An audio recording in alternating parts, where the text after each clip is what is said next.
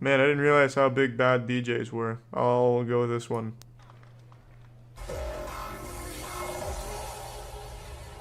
Is that Anthony Sullivan? Pop off for me. Pump it.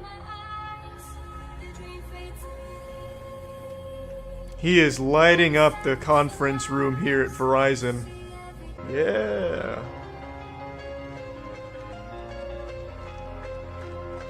Oh, is he being judged? Oh, this is, oh, holy shit, that's a big crowd. What the fuck is this? A LAN event? Intel? What is this what goes on at Ultra? Whatever, that music festival? Oh, DreamHack, I see it now. This guy's probably not even a DJ, he's just one of the players. Wait for that drop, baby, it's coming. He's building it up for 10 minutes. It's gonna be so satisfying. Here it comes. Yeah. Oh, not there. I don't think it's coming. I've been teased yet again. There it is, kinda. One guy's having fun, yeah. Fuck you, gamers. This is real fun. Man, that's gotta suck to be up there right now. Knives Out and loved it. The crowd is going nuts. That sea of men has never looked more lively. I don't know, just wiggle your fingers or something. Show mercy on my poor boy up here. Christ. Though I will say he made a bad decision choosing a 20-minute song. And I don't know why he's looping it like it's a commercial soundtrack. I mean, he could definitely change it up. There's improvements to be had on both sides. Yeah! Yeah! Yeah! DJing with no hands, baby! Yeah, throw some condoms out there. A little goodie bag. Whip out your dick and start peeing on the front row. Splash zone, baby. Do we got a bottle of Jack Daniels up there to throw on the crowd? Sprinkle on them. Oh god. Oh no. At least give him a fucking high five. You heartless fiends. What the fuck? It's a lot of equipment there, Kid Luke.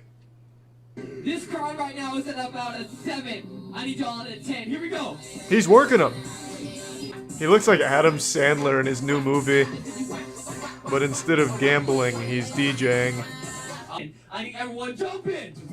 Yeah! Jump, jump, Where's the jump. music? There it is. Jump, jump, jump. I hope his mom's at least out there busting her ass wide open for her boy. Show some goddamn support. We're at about a 6.9. We need to get this up to a 10. Let's go. We are not claiming very high on this rankings. We are still at a 6? What the fuck? It's been like 3 minutes. How have we not reached 7? Yeah, I know we got some Travis Porter fans up in here. Who? We're at an 8.5 right now. We're Oh, almost there. that's a big jump. Big jump. You know the words. Make it. Make it. Make it. Make it. Well, I gotta say, that's a pet peeve of mine when the DJ just keeps interrupting the song. I would not be... I'd go down from a 8.5 to a 6. What are we at, goddammit? 9.5. We got There it like is. 0.5 left to go. Let's go. Yes. Jump in. Yes! Yes! I can't handle being at a 10, Kid Luke, no! We're about that time right now. We're about to bring out VIC. I need everyone's Who? hands up. Let's go. Jump with me. Who is Let's DIC? go. You're bringing out Dick? No! There's plenty of Dick on the dance floor, Kid Luke. We don't need more. Good God. Show mercy. Pick him up. All the shoulders and big arms. Is this Dick? Are we at a 10 yet, Luke? Please. My mom says I can only stay at a 10 for 5 seconds. He is having a good time. And so are we. We're at a 9.5. Yeah. Spinning the stacks of wax. Oh, yeah. Like a little Romeo intro. Oh yeah. Oh yeah. Oh, that's gonna get me to a 10, Luke. Shit, I can't stop. I'm gonna hit a 10. No! Luke! Yeah. Oh yeah. Let's try that again. Everyone, I need you to say, yeah. 1, 2, 3. Yeah! Yeah! Luke, I'm going above and beyond 10. Make a bag, get up. Luke, help! Get up. Luke, my brother's having a heart attack from being at a 10. Slow down. Get up. Christ, have mercy. Luke!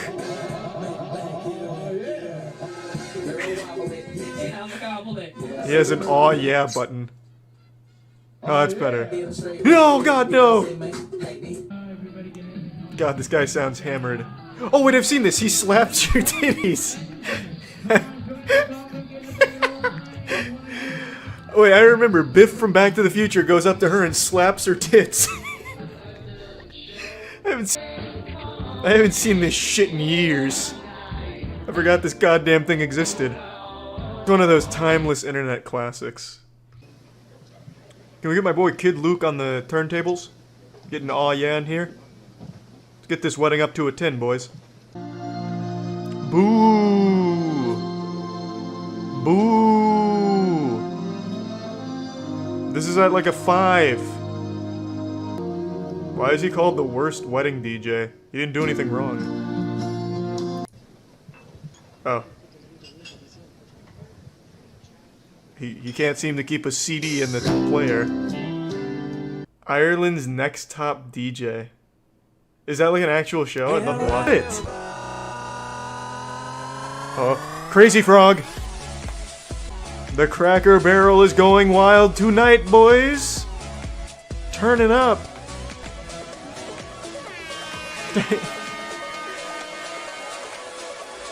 He's summoning his mom with the air horns. He's quickly YouTubing good DJ songs for old people. Oh, we're building. Makes you want to slap the diaper off your grandma, yeah. Now we're turning up. We're at a 7.5.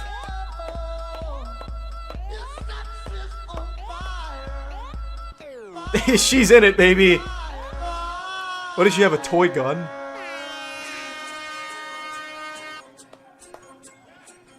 This is good. This is a good set.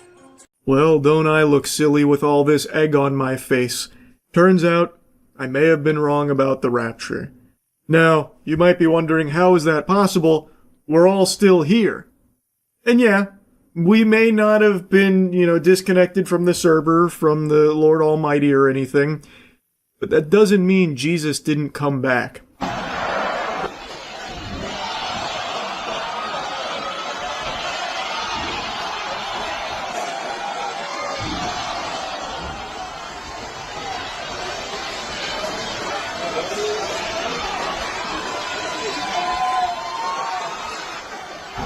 And they say wrestling is fake. So apparently this is an indie wrestler named Jesus. I tried to look up more information on him in previous matches to see who else he brought the biblical smackdown upon. Maybe he squared off against Beelzebub in a Hell in a Cell match. And I thought it'd be fun to take a dive into Jesus the wrestler here. But it's I couldn't find anything because it's kind of hard to get this by just typing in indie wrestling Jesus. I got a lot of AI videos, if you can believe that. So this is the only footage I can find of him so far. But I don't think it's a coincidence that the rapture was predicted for September 23rd and 24th with the double feature, the double whammy, double fisting. And then shortly thereafter, we see this. Coinky dink, I don't subscribe to that idea. I think what's most likely what happened is the pastor behind this huge rapture prediction that somehow TikTok ate up. I saw numerous videos of people allegedly, quitting their job. I saw one person who sold a lot of their belongings. This is all things that I've seen in the past with, the 2011 rapture, hoopla. And I also saw a video of someone that's like, I left work early to prepare for the rapture. And it's like, brother, If you thought the rapture was about to happen, why did you even go to work? Like, what the fuck was even the point? You could have just taken the whole day off. Regardless, I think the pastor who made this prediction may have just misunderstood what the message was and what the dates signified. Perhaps it wasn't about, rapturing the believers off earth. Maybe instead of taking from the planet, Jesus wanted to give us something. A beautiful display of whoop-ass. The way he is working these gentlemen in the squared circle is a thing of beauty. He's getting them with, the fucking Sith Lord force chokes. He's getting them with, almost Jean Grey level telekinesis on them. It is impressive stuff.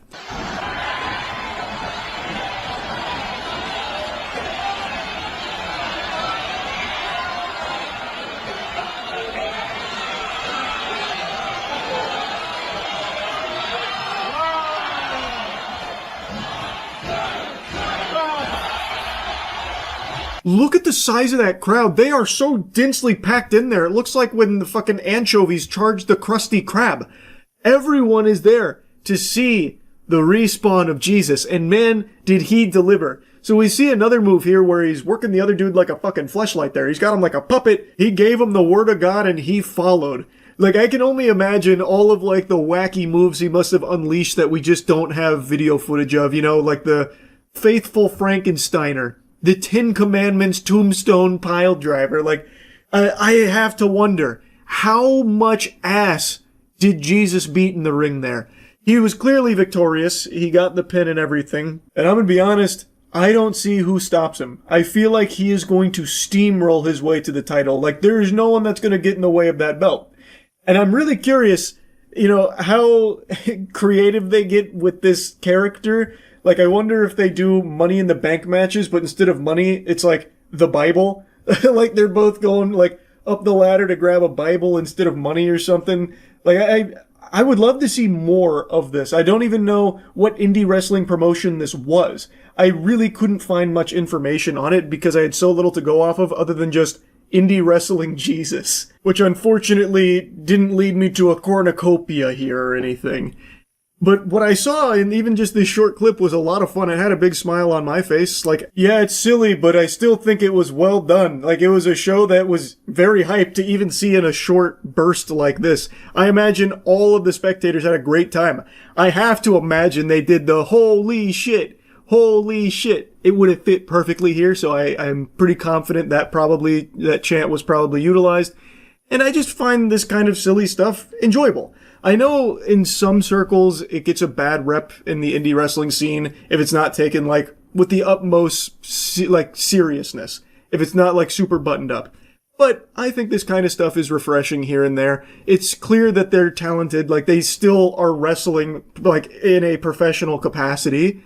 It's not like watching your two drunk uncles grapple in the backyard next to the barbecue.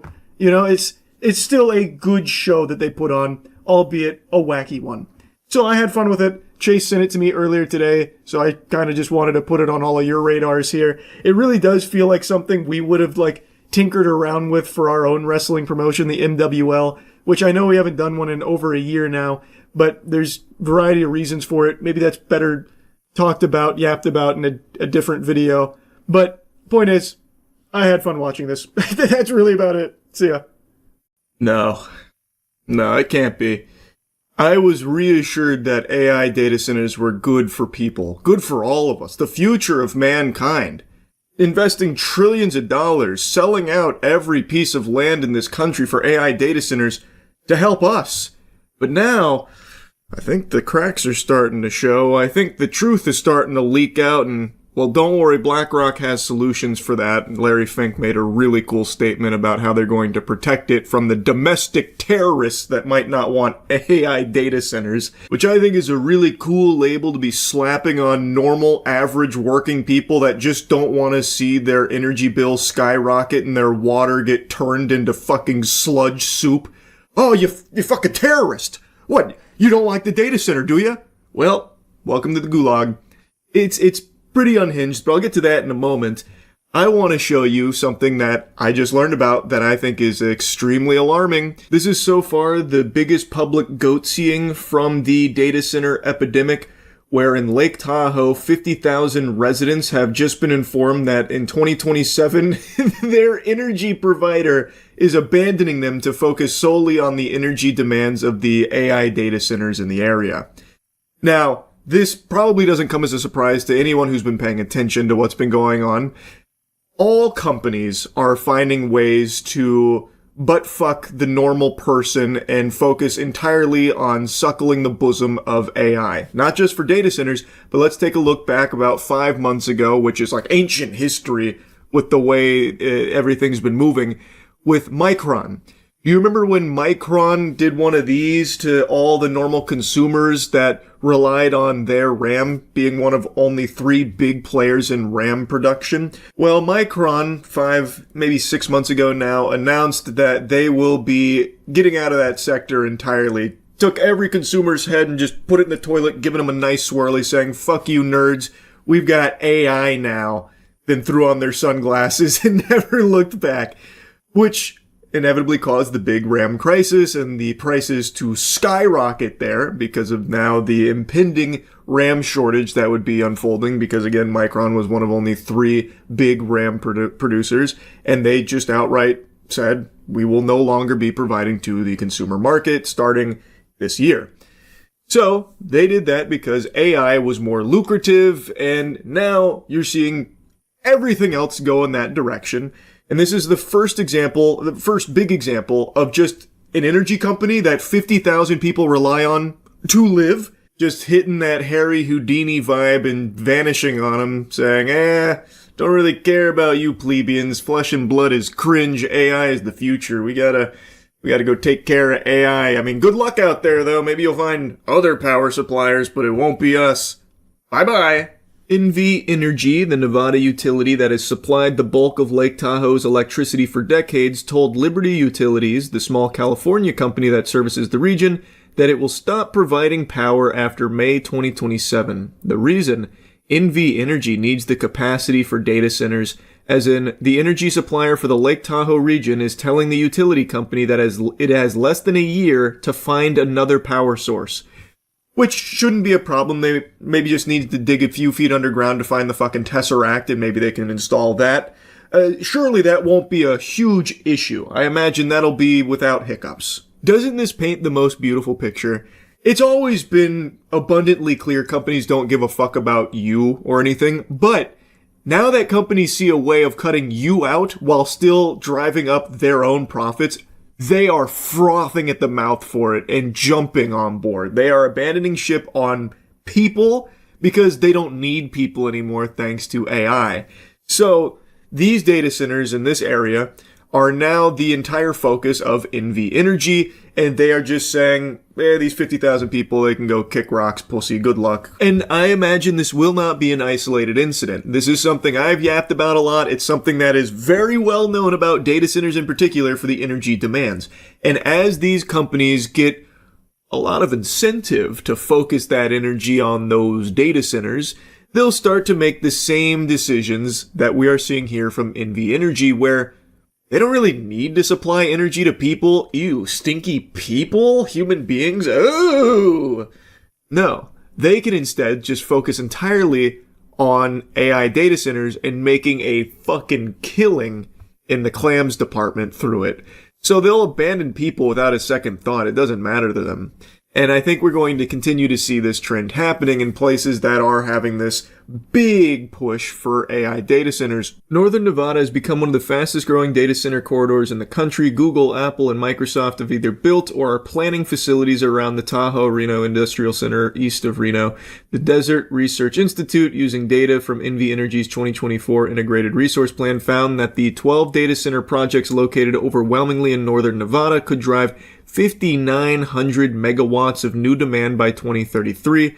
At a regional business event last fall, NV Energy's director of business development called the moment unprecedented, saying the company was eager to serve the new industrial load, but that it would not impact our existing customer base. Are you telling me he lied?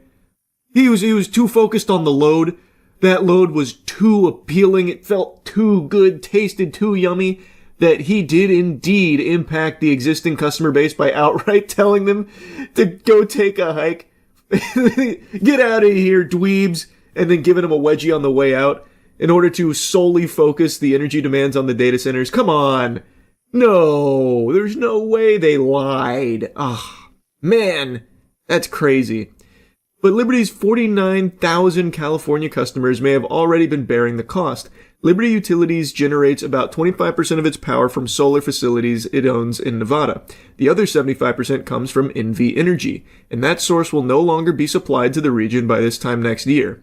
It's like we don't exist, Danielle Hughes told Fortune. Hughes is a North Lake Tahoe resident, CEO of the nonprofit Tahoe Spark, and a supervisor within the California Energy Commission's Efficiency Division. And it's not like you don't exist. You literally don't exist to these companies. You are not even numbers on a page anymore, because now the numbers that they actually care about are whatever the AI data center numbers that they find are. This article also goes into how messy this kind of thing is and why it's an extremely tricky problem to solve, especially considering that their grid sits inside of NV Energy's balancing authority and they rely on their transmission lines, which they are no longer going to be having access to for these 50,000 residents that are being abandoned here. So the whole thing is extremely difficult to try and navigate, so even finding another power supplier isn't exactly easy and would also cost tons and tons of money. Building a direct connection to California's grid would require a new transmission line west over the Sierra, a project Liberty President Eric Schwartzrock said would cost hundreds of millions of dollars with significant land impacts, and also would lead to higher costs to these residents that have been abandoned. It's going to be passed down to them. So, no matter what happens next, them being completely, thrown to the dirt by NV Energy in favor of them supplying the power to data centers, no matter what happens next, if they do get an alternate power source player to come in to help them, it will most likely lead to a significant increase in their cost. Their bills are going to go up. So they're getting fucked, no matter what happens. I recommend you read the entire article from Fortune if you're at all interested in the nuance and the inner workings of how this garbage is unfolding. There's like a back and forth here where NV Energy's like, oh, they knew this was coming and it's their fault for not being able to secure a new independent power supply, that kind of thing. It's been going on for a while. We've always said it's temporary. We've just extended our agreements for a while and they've been dragging their feet on replacing us, that kind of thing. There's really a lot to unpack here, and there is no, regulatory oversight that can come in and help fix this, even though there are arguments being made that there should be something out there, and, protesting how this is even allowed to happen, how the power provider could just be like, actually, we're just going to focus on AI. The 50,000 residents that rely on our power to live, they're, who are they? I already forgot about them. There's been a lot of arguments, there's a lot to it, so the article goes pretty in-depth on it. As for what's next in the region, Liberty told customers that NV Energy will remain the transmission provider. The wires aren't going anywhere, so that's nice. They didn't just dig up the wires and throw them in a fucking landfill or something. So the question is, who's going to supply the electricity that flows over them and what that cost will be and whether the regulators can protect customers whose upstream grid sits outside California's usual planning structure. And they are right now shopping the bid replacement contract to anyone and everyone. They are really trying to find this next energy provider. There was a tad bit of optimism when it came to a short-term solution, but long-term is a lot more unstable and unknowable. And they close with this statement saying, we have no representation, it's resource extraction. It is 1000% resource extraction, and representation has proven in other regions across the country to not matter at all when it comes to these data centers. Let's take a look at Utah. The Kevin O'Leary clown show, his fucking circus, who, by the way, likes to continue LARPing as an American. He's not. He is a bald Canadian bitch ass. And yet he still comes over here and tries to preach about American values and why the data center is the most patriotic thing you can do. Cringe, pathetic, worm demon.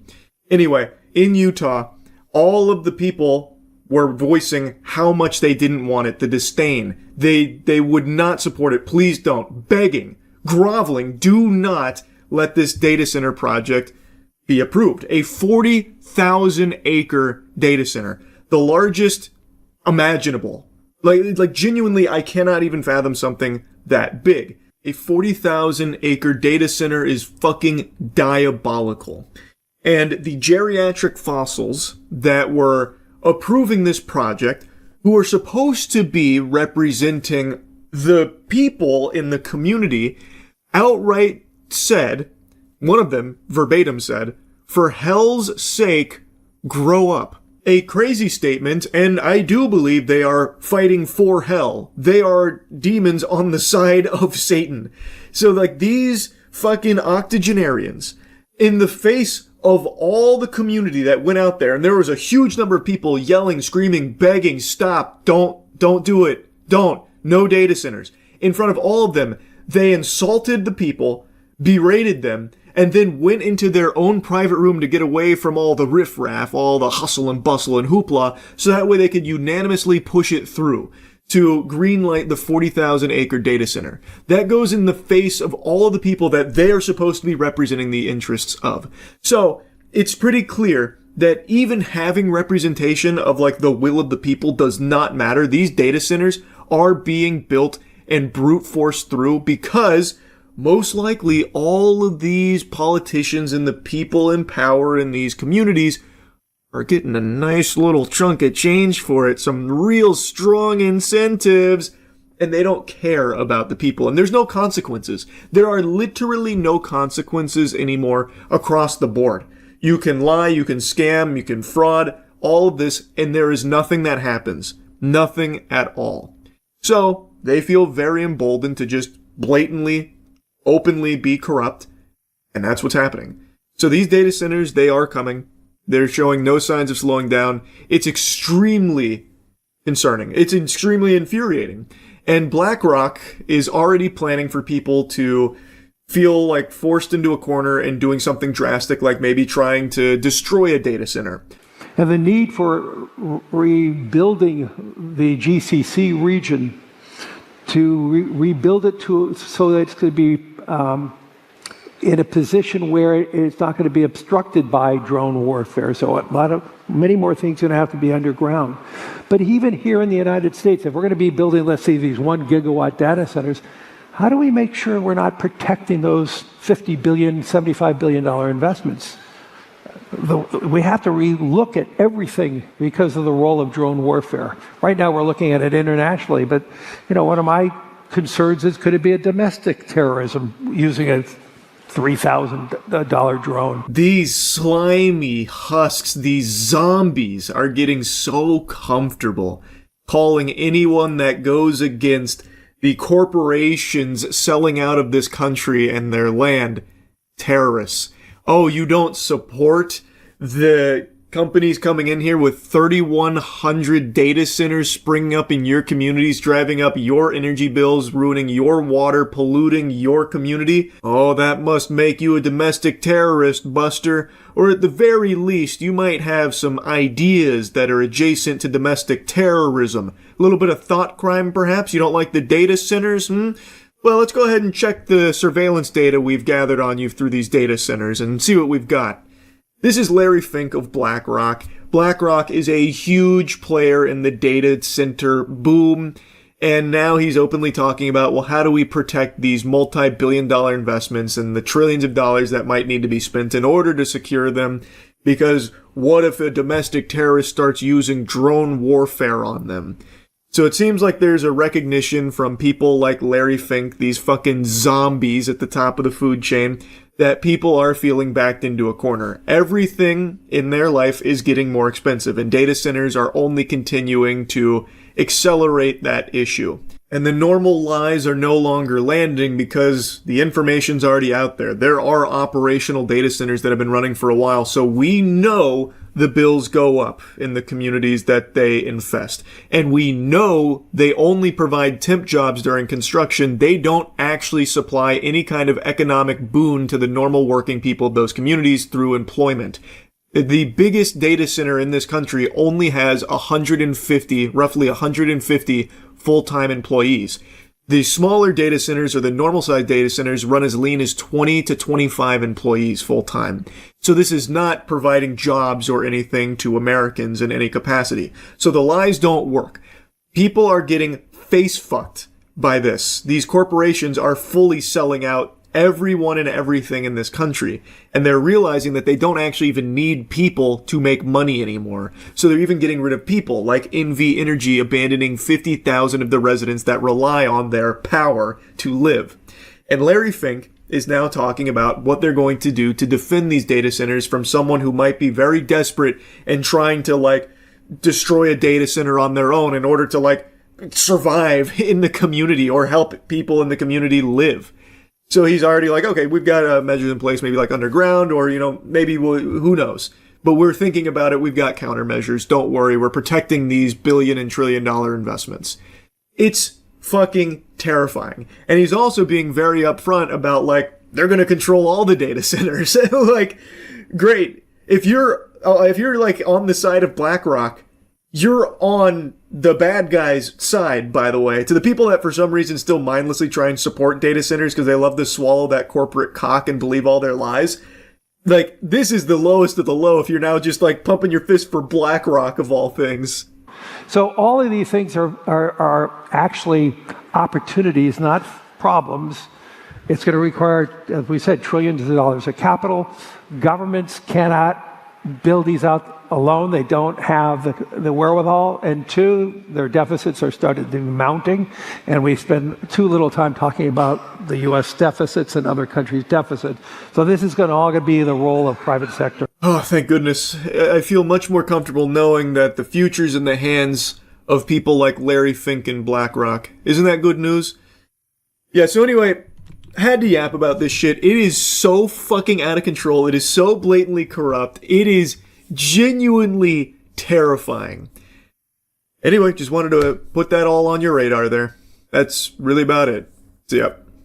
I don't know what it is about chairs that compels people to constantly reinvent them by creating these batshit insane ideas one after another. It seems every month there's a new horrible chair design. Ah, this one's made out of sawdust. You sit on it and it'll help your posture and also reduce body odor and combat swamp ass. I just made a video on a shitty chair design not too long ago, and now there's an even shittier design. It's just crazy the rate at which these awful chairs are being produced. So this is the anti-man-spreading chair, and Mashable says it's absolutely brilliant. So if Mashable says it's brilliant, it's probably the dumbest fucking thing you've ever seen.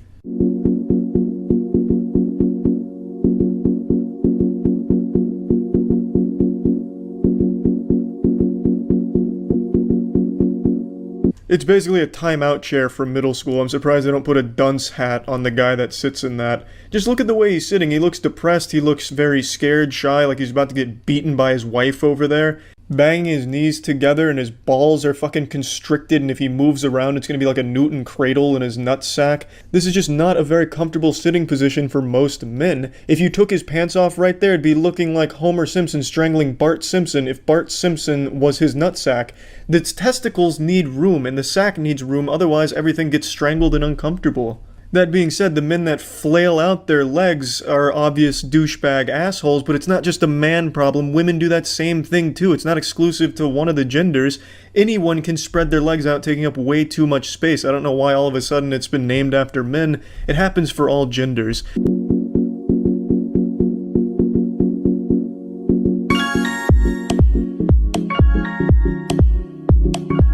How socially inept are people these days? This isn't a solution to anything. The solution for someone taking up too much room is politely asking them, hey, can you scoot over a little bit or not take up this much room? A conversation with someone is typically enough.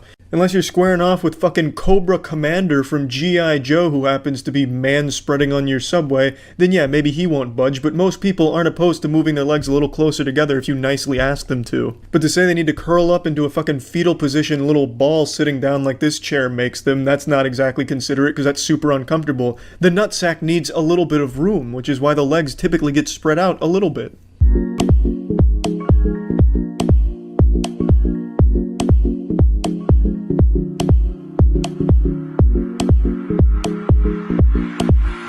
You see, if I saw a dude sitting like this with his hands on his knees and shit like this, I'd assume that he's hiding something from me, like he's concealing a deadly weapon down there that he intends to use. It's a suspicious-looking posture in seated position for most men. All curled over like that, looking all proper like they're at the bottom of the pyramid on a cheerleading team. It just doesn't make sense because no one's going to willingly sit like that because it is uncomfortable. And also, this chair doesn't help with the issue of spreading your legs too far, both men and women, because you can just rest your legs on top of it. It's not that high. Unless it's coated with barbed wire and broken glass, it's not going to hurt you that much. It's just it's a useless invention. I don't know if they plan on selling this. I didn't bother looking into it more. I imagine they will try and sell this as like a novelty chair for someone who thinks they're fighting some noble fight against the man-spreading menace, the epidemic of legs spread out too far. But it's still, no matter what, even as just a one-off thing, just a fucking dumb idea.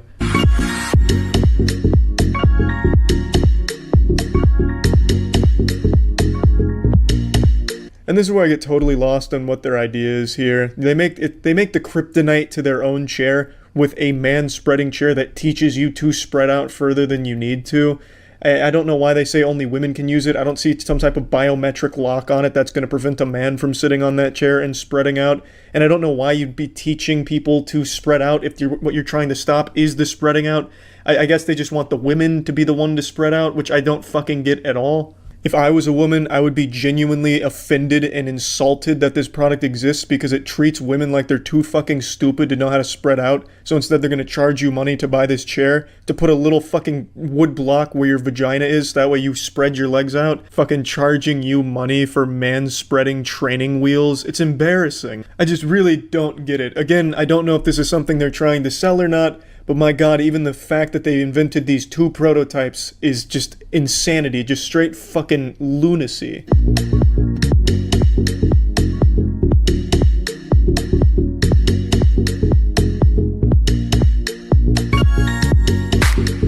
You don't say. I mean, it won't even act as a band-aid on the problem. And it's not a problem in the first place. It's an imaginary problem. There's not some type of fucking pandemic sweeping the world where men are spreading their legs out across the entire fucking row of chairs or across the whole subway doing full-length splits.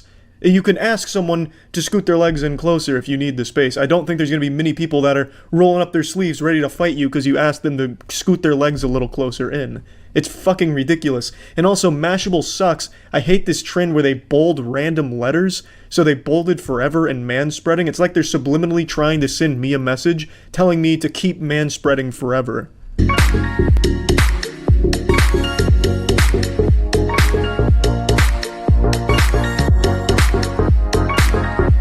It's not a problem faced by only women. In fact, it's not a problem faced by many people at all, but it's not exclusive to women when there's someone spreading their legs too far. That affects anyone that wants to sit around the area.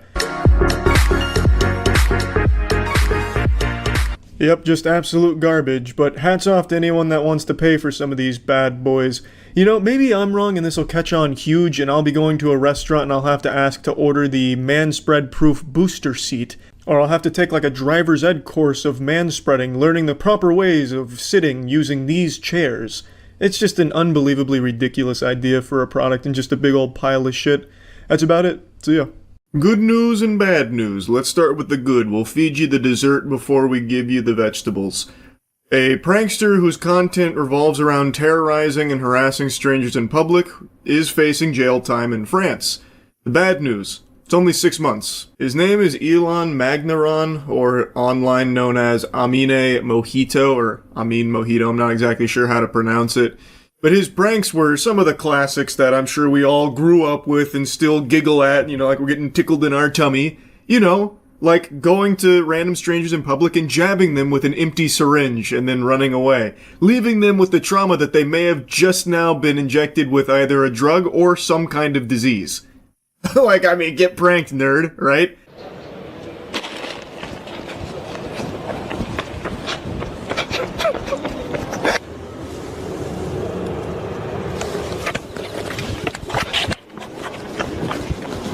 Mais nous avait menti. Hein.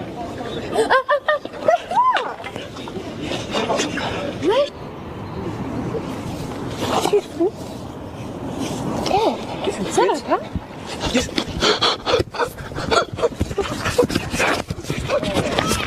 This is his peanut butter and jelly prank right here, the feel-good one. He's done this a lot from what I can tell. I've seen tons of clips and videos of him just going up to people with that syringe and just, giving them the old stab on the street there, leaving them to just panic, wondering if their life is now just drastically changed from some fucking unhinged lunatic now. Now, from what I can tell, the syringe is capped. So he's not actually, penetrating the skin or anything with it. But the victims don't know that. All they feel is that hit against their skin, and then this guy with a syringe. Obviously, you are now going to start worrying in a big way.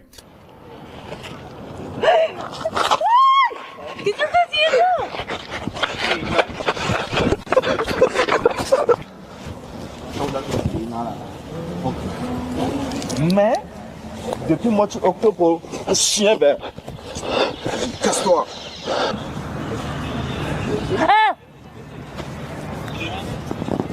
What are you doing? What the fuck? What the fuck? Who the fuck are you? Apparently these videos had caused a huge stir in the country, and the Paris criminal court handed him a 12-month prison sentence with 6 to be served behind bars in the slammer, and the remainder suspended over charges linked to harassment, threats, and prior offenses. Yeah, so I don't think 6 months is nearly long enough for something like this. This is unbelievably degenerate. This is just downright evil. Imagine, you're just hanging out in public, sitting on a bench, maybe on a phone call, waiting for the bus, whatever, and then some fucking douchebag here, who himself has been injected with cringe clearly, comes up and hits you with a syringe, leaving you to wonder, what was that even about?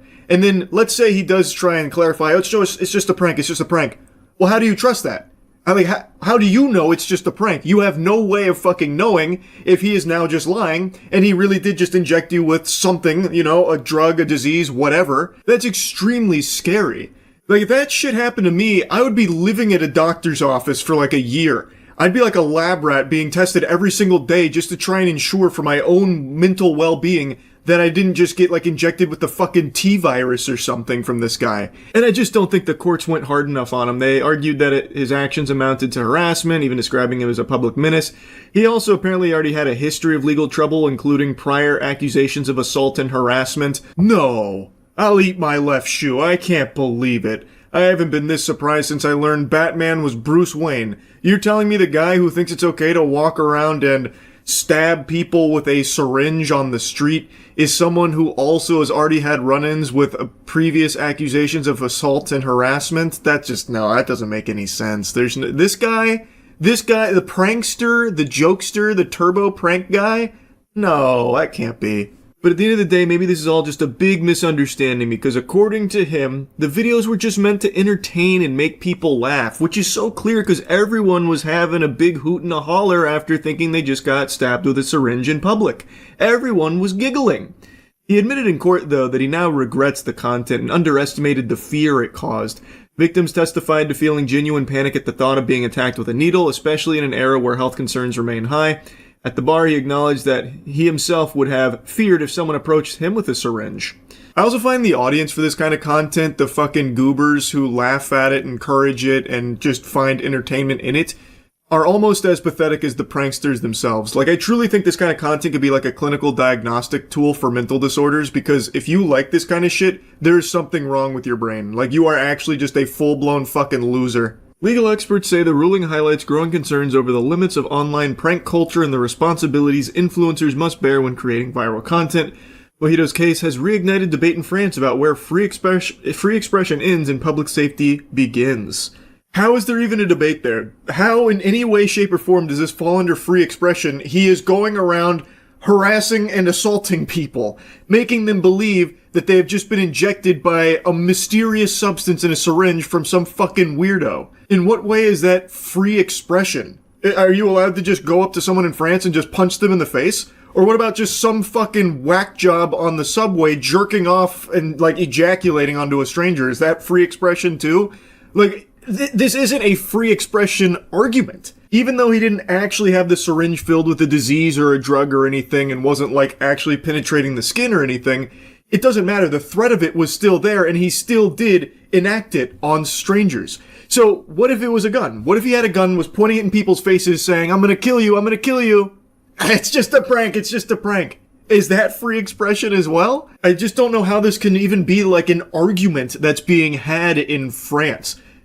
Maybe it's just a prank, bro, is like an actual really sound strategy, which apparently employs free expression into it in some way. If you just say it's just a prank, bro, you get off very light with anything, maybe, which is crazy to me. Like I said, I don't think 6 months is nearly enough for this. And from what I was reading, apparently there's even been like scares in France at like festivals where people were like worried or had expressed run-ins where someone was like injecting people like with needles, apparently with like drugs or something. I don't know if that was ever confirmed or not, but like that fear is already there. So this kind of prank preys on that, making it even worse. So it's just so fucking degenerate. I'm glad he's at least going to jail for a little bit, but it's not enough to teach him a lesson or anything like that. Like, I am pretty confident when he gets out, he's gonna go right back to this shit. He's hopping right back on the saddle. This isn't even like a deterrent to other pranksters or anything, because 6 months isn't like a long period of time there. They might deem all the internet attention worth it, because they'll get out and still have that audience that they built up from this trash. So again, while I am happy he is getting some time in the slammer, because even that seems pretty rare, even for the most diabolical of pranks, I just think it needs to be taken more seriously in order to prevent more of this kind of behavior in the future. So anyway, that's really about it. Just more dog shit prankster activity out there. See ya. Alright, you might catch me blushing a little bit, getting a bit red in the cheeks and squirming in my chair, because I'm a little embarrassed. I got to do something I've wanted to do for a while, and I got to do it with something that I really, really like. But I kind of blew it. Yep, didn't do the best job there. I got the privilege of doing a voice acting cameo in Baki, which is an anime I've talked about a lot over the years. I think it is just beautiful fucking insanity. And I got to be like a little side character in there. But my shit was poop. I did not do a very good job, I don't think, at least. I'll show you a brief clip from when my character gets introduced in the season. I don't think I can show you much footage of it because obviously it's a big anime. But it's a character that fans have been really excited for a long time, salivating, waiting to see them finally make an appearance in the anime, and, well, their prayers have been answered. That's right, I play generic police officer. Yes, sir. Even from behind, I could tell you were happy. I mean, I can hardly believe it. Musashi Miyamoto's alive. And he's agreed to fight me as a condition to get released. Do you really believe it? That it's him? In total, I have like 20 lines there as that police officer. A police officer who no doubt will make a return in Avengers Doomsday, I imagine. And I'm very excited to see the community power scaling unnamed police officer number fucking 4 here or whatever. Because I think, personally, he's probably pickle level, but we'll see what the experts have to say. And speaking of experts, let me drop you a little sage wisdom here, a little expert advice. Check out the Starforge Spring Sale we have going on right now. Huge savings on PCs and keyboards. Click the link in the description below. When I got approached with the opportunity, in my head I was like, oh fuck yeah, I know exactly how I'm going to do this. I'm going to ham it up and go for like a classic over-the-top Baki style performance. Like fucking channel my inner Jim Ross like it's the WWE. Get him with that "Bok on!" But what I didn't realize, because I haven't done much voice acting in general and not at all really with anime dubs outside of like 2 lines and like a really old one, is that you have to match the lip sync of the characters that are already established, and you have to match the tone of the voice actor that you are dubbing for. So with those instructions in mind, it became a little bit more difficult for me because that's not something I've done before, and I don't think I really did a great job nailing it. I think I was too focused on making sure that the words fit the lips and that the tone was similar to what was established in the original dub. And it led to this sounding like robotic. It almost sounds like I'm talking at you through like a fucking walkie-talkie giving you quest directions or something in an old PlayStation 2 game. Whereas with Dispatch, where I play Sonar, it was a very different process because I actually auditioned for that role. When I read for Dispatch, it wasn't for Sonar, it was for Golem. And then they offhanded mentioned if I'd want to try to see what Sonar sounded like, and I ended up getting that part instead.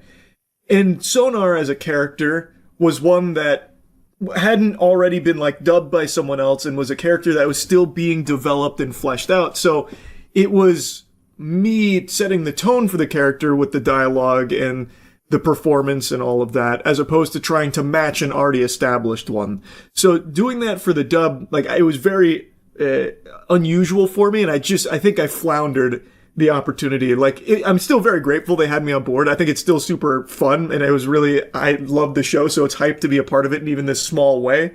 But man, I just wish I had done a better job. Like, I really went in there thinking about to go ballistic in the booth, about to burn that bitch down. Barbecue chicken alert, barbecue chicken alert. Like, I was like, oh yeah, I've got this. I know Baki, I know Ball. I thought I'd be over there giving you like a huge explanation and lore drop around like a character using their finger as a scalpel to remove their own gallbladder in the middle of a fight because it got damaged. And then I'd recount the history of who invented that maneuver. The fucking London commoner named Geronimo Edwards who discovered it while on the road selling swill or something. I really thought I was about to dial in and nail it, and I unfortunately did not. I just couldn't fucking get in the flow state that I really needed to channel. For me personally, I found it significantly more difficult to try and match an already established performance, like to try and emulate that in English, than just performing something yourself as a character. So my appreciation for English dub voice actors, it shot up quite a bit, because that shit was pretty tough, actually. Anyway, though, just wanted to yap about it a little bit. I really love Baki, so it was cool to have the opportunity. I just wish I had done a better job is all. Anyway, that's really about it. So, yeah. What's up, everybody? It's Critical. I'm playing Raw Danger for the PlayStation 2. Let's do this shit. Squirtle Wabramop, the ultimate human being. I know the controls to this game, so I can play it, which is good. What is this creature? Let me get a closer look at it. It looks like an obese Krillin. Can I communicate with it? Fuck you, Geo. Nice talking to you. I hope you enjoy the party. What else we have here? What is she doing? Melting ants with a magnifying glass? She doesn't seem to know. Now that is deep.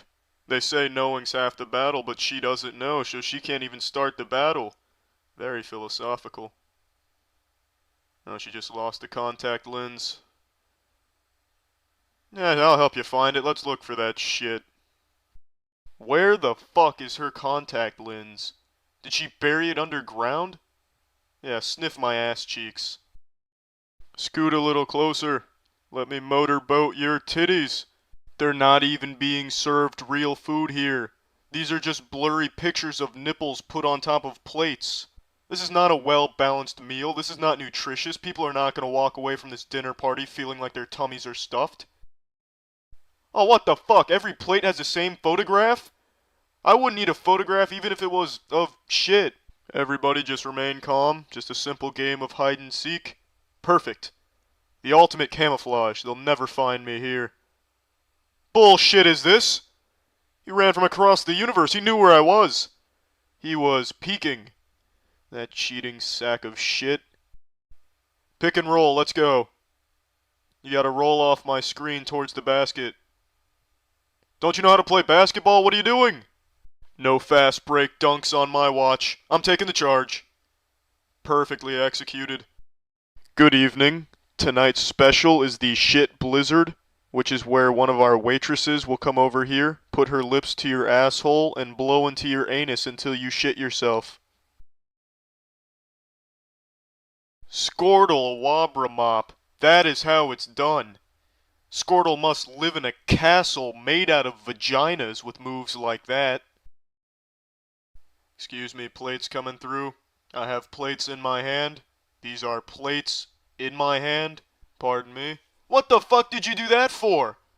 No, she clotheslined me. She just knocked the plates out of my hand. She thinks she's a fucking bulldozer in the dining room. No, I'm not gonna do that. Oh, there we go. I'm sorry, but I can't do that. I'm not gonna get you your mineral water. Well, maybe you should go fuck yourself then. How about that? What? What do you want? I don't care if he's the mayor. Don't apologize to him. He can get his own damn mineral water. No, I'm not gonna do that. There we go. No, you do it. Yeah, you get him his fucking mineral water. I'm not getting him mineral water. You're gonna get that mineral water for that bitch. I'm not No! I am not getting him that fucking mineral water. We can beat around the bush until the cows come home, but I'm not getting that bitch his mineral water. You're gonna have to get it, or he's gonna have to get it. Shit. Fine. I'll get Mayor Goldberg his mineral water. Make it snappy. How about I snap your arm off, you son of a bitch? Where is he going? Is he going to detonate a bomb? I certainly hope not. He must be an Olympic sprinter. Are you okay? There we go. Oh, what the fuck kind of response? Where are you? You can't get away from me that easily. There you are. Gotcha. Oh, there we go. That was a good conversation. Where the fuck are you going, Mayor Gold Dust? Out of my way. I have Mayor Goldine's water.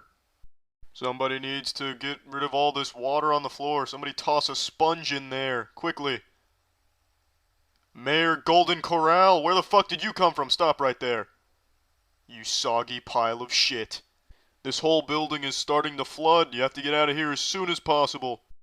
I am surfing. Yeah. She didn't even wait for an answer. Clearly she didn't ask a question, she gave an order. What happened? That is one powerful sink. That'll get your hands clean in a jiffy. It's like a fire hose. What are you doing? Are you piece of shit? Just leave the sink. The fuck is this, an earthquake? Did that dude just go out there and explode into a tsunami? Let's warm up. Alright, so he farts to make himself warm. That's one way to do it. We need more water! Oh shit, is he drowning? Get up! You can't just lay in the water without a snorkel. This ought to stop the water. There we go. There we go, the electricity's off. That's right, Squirtle, you can go through the hole. Oh shit! Shamu just took a piss. Get out of there, Squirtle. Run! There we go. Oh damn. What was that? Oh damn, again! It's like he's stepping on glass. Keep running. Damn! Oh shit. Blasted me onto the ladder. The frame rate is slowing down. There's just too much action for one frame rate to handle. It's abandoning its frame rate responsibilities. Raw Danger has more action than it can even handle. Alright, well I'm done playing this. Well, that's the end of this video. Remember to rate the video, comment the video, and subscribe if you want to see videos similar to this one. See ya. Mind's Eye is the gift that just keeps on giving. And by gift, I mean coal. Like if Santa brought you a lump of coal under your Christmas tree because you were naughty. This game came out, was terrible. Everyone hated it except for a few people in Arkham Asylum that for some reason found a few things to like about it. But the King of Clowns, Leslie Benzies, who was a video game legend, literally worked on some of the most iconic games we've ever been blessed with from Rockstar.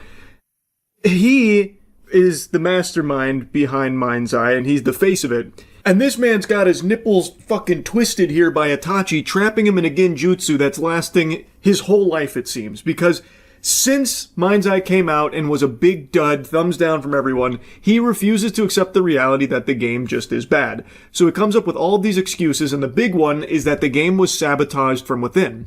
And now I just learned that his company is engaged in a lawsuit from employees that allege that they installed spyware onto all of their devices that was recording conversations, keystrokes, everything, because of this douchebag's like crazy paranoia, it seems.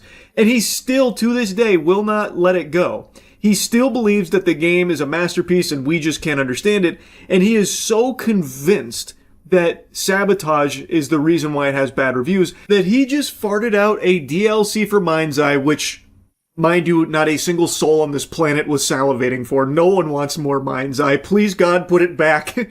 But he released a DLC for Mind's Eye called Blacklisted, based on the true story of how Mind's Eye, the game, was sabotaged from within. So it's a game about what he believes happened with Mind's Eye, where saboteurs were at work, the puppet masters. And he actually even uses real employee names as villains in the DLC, apparently. Fucking diabolical. I haven't played it yet. I'm playing through Saros right now, so maybe after Saros I'll give it a whirl to just see how unhinged it is. But anyway, I want to show you a bit of the lawsuit. I was going over it on stream last night. It is nuts. I think you can make a very strong argument that Mind's Eye is more pathetic than Concord. Yes, the budget wasn't as high as Concord, and yes, it didn't shut down in 2 weeks like Concord, but at the very least, Concord had the wherewithal to just quietly pass away and just fade from existence. Mind's Eye, Leslie Benzie keeps stomping his feet and yelling and screaming about it. It's the result of sabotage. There's a great game here. You guys just don't see it. You guys are wrong. You've been misled by sabotage. That kind of thing. At least Concord, no one's doing that, at the very least. Mind's Eye studio employees sue management over installing secret monitoring software on staff devices. Group of unionized employees at Build a Rocket Boy, Barb, studio behind Mind's Eye, have initiated legal proceedings against the company. They allege that management installed invasive surveillance software on their devices without proper consent, violating UK data protection laws. This marks the second major legal confrontation between staff and leadership in under a year.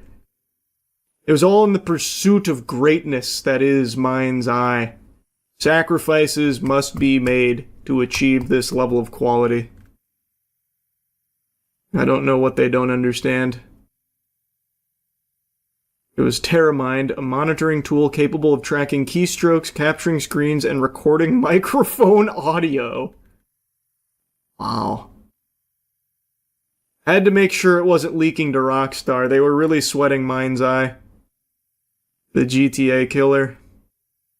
He's gone full psycho. In the DLC mission, he put real devs' names in there as enemies. No shot. I know one of the DLCs was apparently about, like, the sabotage. There's a lot of discussion and a lot... I know that, but there's no way he used real devs' names here. It's not even fun as a joke. I mean, playing through Mind's Eye was fun bad, but I'm not doing the DLC. Build a Rocket Boy's toxic culture of secrecy and micromanaging, one of the worst I've seen in 20-year career in the gaming industry. While they have conceded to our headline demand of removing TerraMind from our devices, many questions still remain about their actions. Man, he actually did go full fucking psycho. What happened to this guy? In a leaked internal meeting cited in the legal filing, CEO Mark Gerhard and founder Leslie Benzies confirmed the software had been installed without workers' prior knowledge. The IWGB argues that this practice exceeds the legitimate remit of monitoring workers' productivity. Legal experts note that failing to notify employees breaches Article 13 of UK GDPR, which requires employees to provide transparent information about data processing. Employers, excuse me. He used to be a legend. Leslie did used to be a legend. Now he's a fucking paranoid clown. He still maintains that the reason Mind's Eye flopped was sabotage. It's so wild. He worked on, like, every Rockstar game, by the way. I know. The first thing that comes up, I was trying to just make a tab to remind myself, but then this article is the first one that comes up about how it's sharing evidence of the sabotage. Crazy.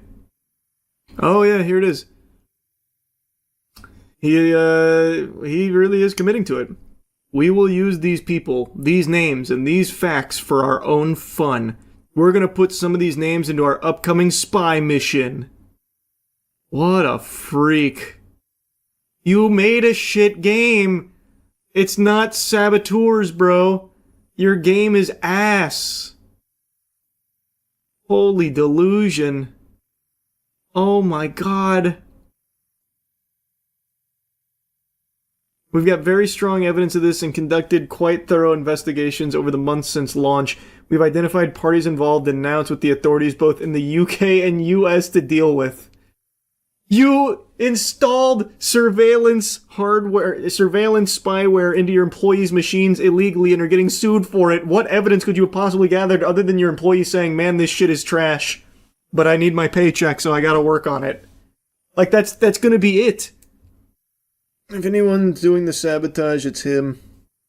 He actually think there's gonna be fucking arrests. We'll leave it to them to do what they do, make their arrests, or any announcements in due course. I think we're not saying anything further at this stage on that. We'll just let the natural course of justice take its path. I am so curious to see what evidence of sabotage they have. Maybe I will play the DLC.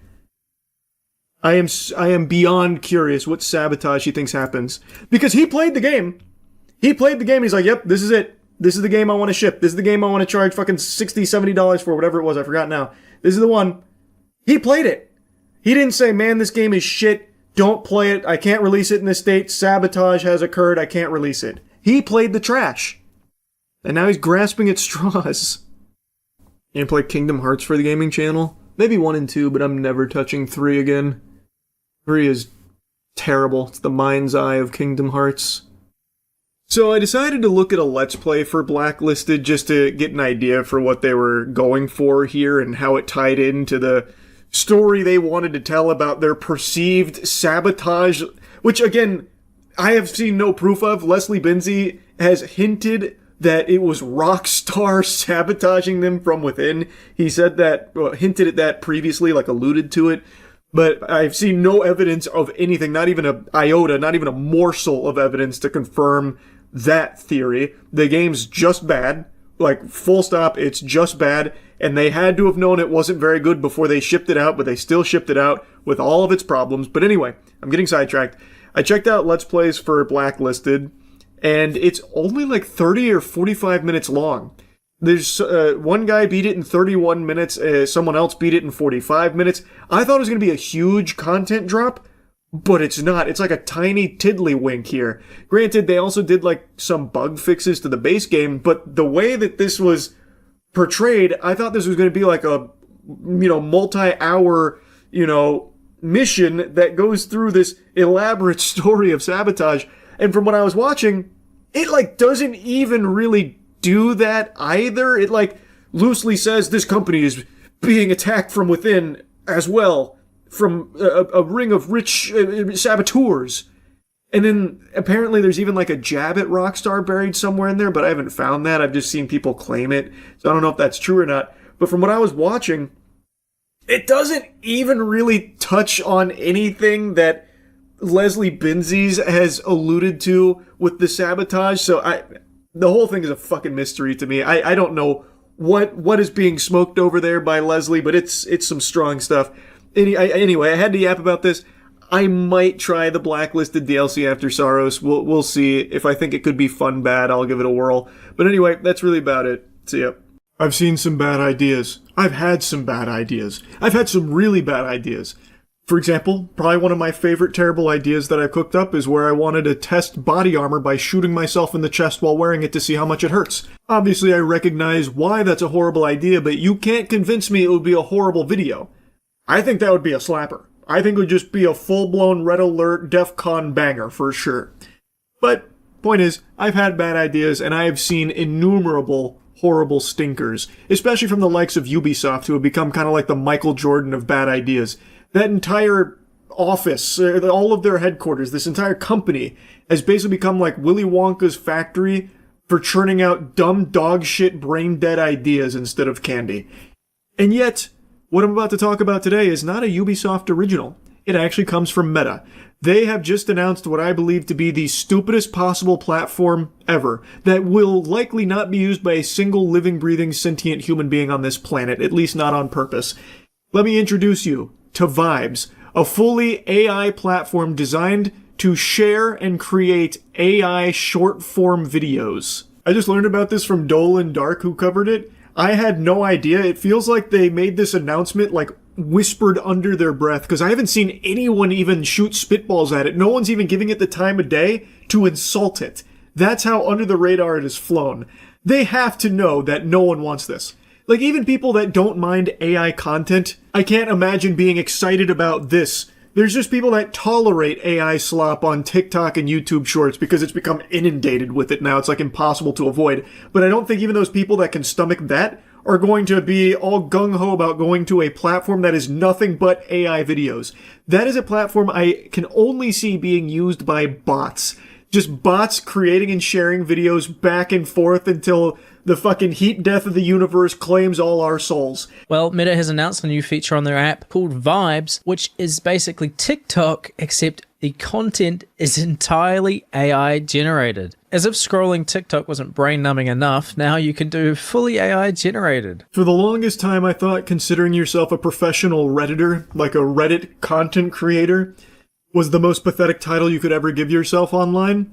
But I think if there's ever a point where someone unironically refers to themselves as a vibes content creator or like a vibes influencer, that should actually be grounds for some criminal charges, because that cringe is just illegal. There would be nothing more pathetic at all. I actually couldn't think of anything. You could come out and talk about being like a scat fetishist cuck or something, and I would still think there's more dignity in that than being a vibes content creator. Anyone who even uses this platform, I think, should be shamed. It's so trash. There is no purpose to it. I cannot even picture what the person would look like that would be interested in a platform like this. Like, maybe some kind of like out-of-touch marketing octogenarian who thinks this is like a good way to promote a product or a brand, so they'd be like dumping endless advertisements on there. But I don't think there's anyone there that wants to consume that. Like, I don't think there is an audience for it at all. You're just putting it out to bots. Because bots will no doubt use this. It'll be nothing but bots. This is exactly what that shit would be utilized for bots to endlessly fart out just AI content. But as far as like an actual platform people would use, there is no value here. There is nothing at all to gain from it. Not even slightly. And I know, and Dolan Darkest also talks about it, that Shorts and TikTok have become just completely ravaged by AI content now, just out the wazoo. Like, there's some of the most viewed videos on YouTube are just AI YouTube Shorts, which aren't even really being consumed by people. It's just bots also watching it. Shorts. Some of the most viewed shorts being this nonsense where a cat's watermelon car is crushed by a female transformer, and then this one with 50 million views with two fat people sitting in the mud and a train's behind them, and that's it. And the baby gets up and starts running, and there's a watermelon there for some reason. And despite it having 50 million views, it has about 30 comments, and this is what the comments say: this video is really helpful, this deserves recognition, bunch of emojis, and then this tutorial is very impressive, I did not expect it to be this good. Yeah, you know that short was a turbo hit. Just look at the comments going ballistic for the big old man milkers running from a train with that woman and her baby joining along for the ride. They love it. This video is really helpful. This deserves recognition. I love cat. There wasn't a cat in the video, but they're just making a bold statement. They're not afraid to tell it like it is. They love cat, goddammit. What are you gonna do about it? Big whoop. You wanna fight? And then, of course, the one Dolan Darkest also mentions about the tutorial, which this is not a tutorial. It's clearly bots. It's not people watching this. It's just bots. And Dolan Darkest also went to that channel, and they have, like, actually 50 different variants of that exact same AI video. Just with, like, the different ethnicities, as well as, like, different trains. It's such a mess. So now it's an entire platform of that. Who is going to watch it besides just bots who also aren't watching it? Obviously. It's a waste. Meta is so out of touch, it's laughable. But here, you know what, maybe I'm just a big old sourpuss here who can't see the vision. Here's the key takeaways. This was the first step towards a new way to discover, create, and share AI videos, which everyone has been begging for new ways of being able to discover AI videos. It's hard to find them these days. You don't know where to look. They're just so hidden. And there's so few of them. So this is a really great service. We're rolling out Vibes, a new feed of AI videos at the center of the Meta AI app. You can bring your ideas to life with new AI visual creation tools or remix an existing video by adding music. So I already love that they're encouraging, just go ahead and steal other people's videos because, I mean, it's AI. They don't even own anything anyway. They didn't actually create anything. So why don't you just take that video and add some different music to it? Or, like, maybe put it through a Studio Ghibli filter. Like, there's so many different options to remix that video. It's so good. They're just immediately just encouraging that shit. Vultures. Parasites. Anyway, though, they're rolling it out. I really like the images they show here for this little section. Good morning, Alex. Create an image of tiny treehouse for squirrels in the forest. Restyle my photo as cyberpunk. Create a video of a dog playing jazz. Holy shit, that's a game changer. This guy's a visionary. AI is giving this genius the tools to bring out-of-the-box ideas to life, like a dog playing jazz? What? I've never even heard of something like that before. This is crazy. This guy's going places. He's able to see things that no other man can see, and AI is allowing him to share this creative vision with all of us, from inspiration to creation, just as advertised. Holy shit, thank you, Vibes. Yeah, I didn't mean it as an exaggeration. I really think this is the worst possible idea for a platform. It is a platform that will actually probably break records for being the only website or the only app that has 0 users. Like, actually 0 downloads. It will entirely just be bots. It's so fucking stupid. Like, Jesus Christ, Rate My Poo from the early 2000s was a more valuable and better platform than Vibes. And that was a site dedicated entirely to strangers rating pictures of people's shits and toilet bowls. Like, somehow that has more use and value than Vibes. It is so sickening. It is gross. It is despicable how stupid Vibes is. It actually makes me upset that this would not only just be an idea, but something they're actually going through with. Anyway, that's about it. See ya. Did you see what I saw? Trump Mobile made an announcement! My phone's coming! They start shipping the Trump Mobile device this week. The T1 is on its way. I told you. We had a lot of people doubting it, a lot of naysaying, it's not coming, it's not real, but I told you! I knew it! I knew it! Just like the One Piece, it's real and it's on its way. So let's go over the big video from Trump Mobile here. I have yet to receive an email about the whereabouts with my phone, but I'm sure that that's just... They're probably just so excited, so many happy customers that have been fucking salivating, waiting for this, that... they'll get to mine eventually, no doubt. I'm sure. As I've been told for the last 5 months, any day now, and now we've reached any day. Well, the nebulous idea of any day. Some people might be getting emails about their phone being shipped out this week. So far, I am not among them, but I will be eventually, I bet. Introducing the new T1 phone from Trump Mobile. A powerful device designed for performance, reliability, and real American value. Amen. That gave me the biggest, hardest, most throbbing patriotic boner I ever did have. That is the truest statement ever uttered out of someone's pie hole. This is real American values in a golden phone that's made with parts that are entirely from other nations, not in America. It's so American first that they had to drop the initial promise of this phone that an estimated 600,000 people shelled out clams for, that claimed it was going to be made in America. They had to pivot off that because it wasn't. It couldn't be. It was impossible to make that device that they initially pitched, which has gone through many different iterations now, by the way. It's not even the same thing they initially said. It has gone through a lot of different things, but they couldn't make it domestically at the price point that they were advertising.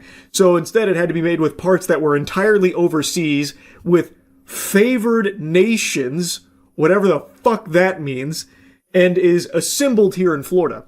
So the American part is that they put the pieces together in Florida and slap a flag on it. Yeehaw. But as far as power goes, I tell you what, sports fans, I now see why it's almost a year late. They were cooking with the latest and greatest from Temu technology. Take a peek at the specs here, which again have gone through many different mutations here, but they settled on the greatest mid-range shit they could possibly find. Oh, wow, it really has been built for power. So much power, it makes the fucking Manhattan Project look like Weenie Hut Jr. Built with premium materials and a sleek modern design, the T1 delivers the speed and responsiveness you expect from a flagship smartphone without the flagship price.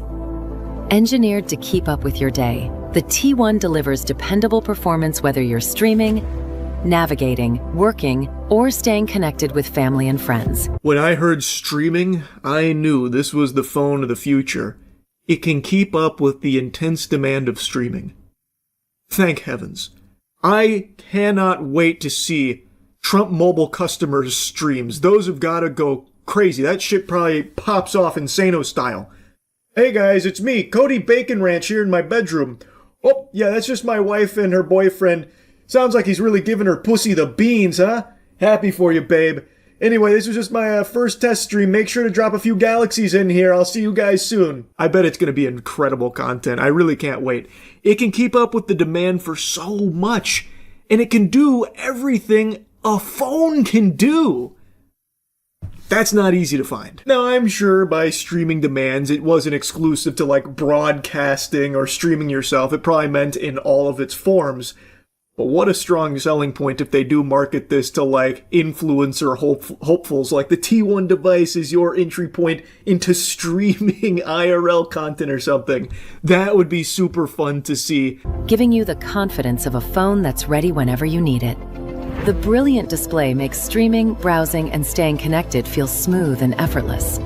You know, until they said something, I never really had a lack of confidence in my phone to do the things that a phone is expected to do. It's kind of like the whole purpose is that the phone works. So right now the selling point here is the phone functions. It doesn't do anything extraordinary, but it works. That's really what we're falling back on. Like, hey guys, look, it's late, but rest assured you can be confident that this phone will do the things you expect your current phone to do. Unlike many modern flagship devices, the T1 includes a 3.5mm headphone jack, allowing users to utilize their existing audio equipment. Capture sharp photos, clear video, and the moments that matter most with a camera system designed for everyday life. Right out of the box, the T1 phone includes a charging cable, charging block, and a clear protective case, giving you a few useful essentials right from the start. When I tell you I can't wait for this phone, I don't think you fully understand just how excited I am to finally get my fucking paws on it. I cannot wait to see the videos that you could make on it and the clear, crisp pictures that you can take. Camera so powerful you can see into the fucking future with it. A headphone jack. I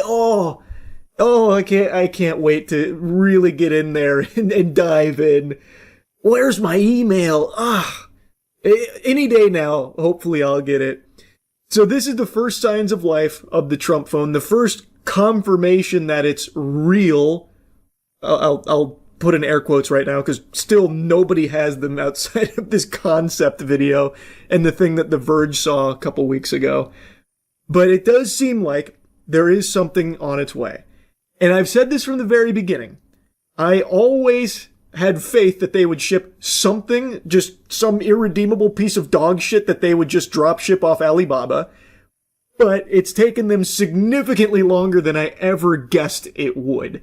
They are almost a year past their promise, their delivery. Like, it has been a long journey to get here, and I am so curious what they finally shard out.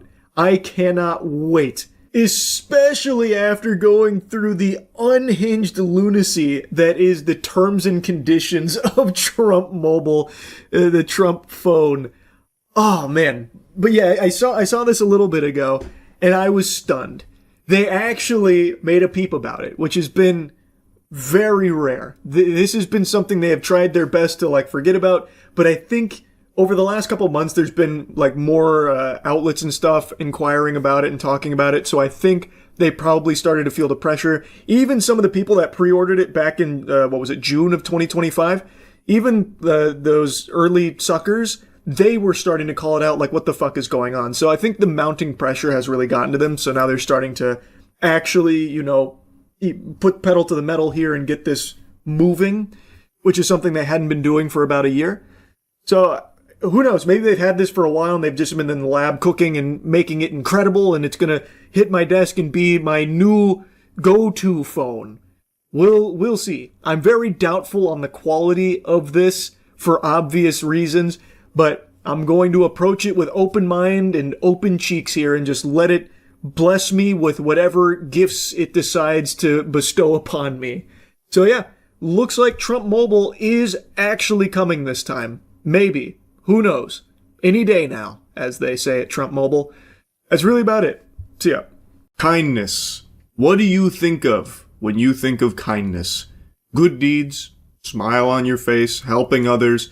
Maybe you even picture some positive presence in your life, like Mr. Rogers. Well, it's time you throw out everything you think you know about kindness. You see, Darman fam, real kindness is this face. Darman is so kind that he has even accepted a formal position at the NFL to be an officer of kindness. That's right, we can all rest a little easier knowing that Darman is the NFL's first Chief Kindness Officer. Now obviously today is Super Bowl Sunday, and Darman's no doubt going to have his work cut out for him with a bunch of rowdy fans and a lot of tempers flaring based on what's happening in the big game with the pigskin. But I think Darman's up to the task of making sure everyone stays happy and kind. It's like Cupid, but instead of shooting arrows that make people fall in love, he shoots arrows that make people kind to one another. So you might see a Seahawks fan and a Patriots fan arguing, but Darman will come through, separate them, and say, "Wait! Why don't we all just get along?" And then the two of them will exchange a handshake and maybe even offer each other some money. You see the news about Darman becoming NFL's Chief Kindness Officer. I keep forgetting to look that up. But yeah, I saw Darman has been knighted by the NFL, I suppose, as the kindness officer. Let me see what that actually means. 3. Would you rather have $100 for yourself or $500 to give to your teammates? $500 to give to my teammates. Why'd you choose your teammates? I think they deserve it more than me. You want to go pass it out? All right, let's do it. Nice. Spreading kindness. Let's go. You deserve it. What's up, bro? So what is I was hoping this would be an explanation on what the fuck the Chief Kindness Officer means. So he just does Mr. Beast style shorts? Now, just to be clear, if he's giving away money to kids and organizations that need it on behalf of the NFL, that's fine. I don't really think you need to have a position, a label as the Chief Kindness Officer. That feels very performative and odd. But if this is something Darman wanted to do in partnership with the NFL to just give back to, like, the community or, you know, charities, I obviously had no problem with that. I just think this whole, like, Chief Kindness Officer push is very peculiar. Oh, wow. This just came up. The Super Bowl's Chief Kindness Officer had 5 felony charges. Wait, what? Darman has felony charges? It's an invented honorary position the league made up this year to promote sportsmanship, empathy, and positivity both on and off the field. Essentially, the Chief Kindness Officer is here to make sure everyone are friends and have a good time. This year's Chief Kindness Officer is Darman. In 2010, he was accused by his business partner of running what he called a hydro-Ponzi scheme when Darman pulled out of We Grow, a hydroponics cannabis business. In 2012, he was charged with 13 felony counts for defrauding an Oakland City beautification program by submitting fraud... Here, I'm going to just put this on screen. By submitting fraudulent checks that made it appear as though he was paying contractors more than he actually was. The 13 charges were reduced to 5 and he pled no contest. In 2023, this is what I remember... Actors employed by Darman Studios claim they had poor working conditions and unsustainable pay. Here's something from Darman on Facebook. Let me see. Maybe he explains it. And I'm starting the Be Kind to Your Rival challenge, where you have to say something nice about someone who you haven't always seen eye to eye with. And for every person that participates, I'm going to be donating $10 to help kids at St. Jude. So I'm going to choose Mark Wahlberg Because Mark, ever since that day that you invited me to your house to have that crazy leg workout, I was not able to walk for like 2 weeks after that. I had to literally be carried up the stairs. But because I gotta say something kind, I will say after that day, it helped me lock in. I've been taking ice baths. I've been in the gym. You couldn't at least just choose someone that you actually don't like? For your own challenge, you couldn't just choose someone that you actually have a disagreement with? How about the judges who charged you with felonies? Yeah, at the very least, just choose someone you just don't fucking like. That's like the whole point of this, right? Trying to make amends with people from your past that you don't always see eye to eye with. Why are you just choosing your friend who gave you a leg workout? No, Charles, you idiot. He has to humble brag he knows Mark Wahlberg. Ah, you're right. I didn't even stop to think about that. Imagine it was you he picked.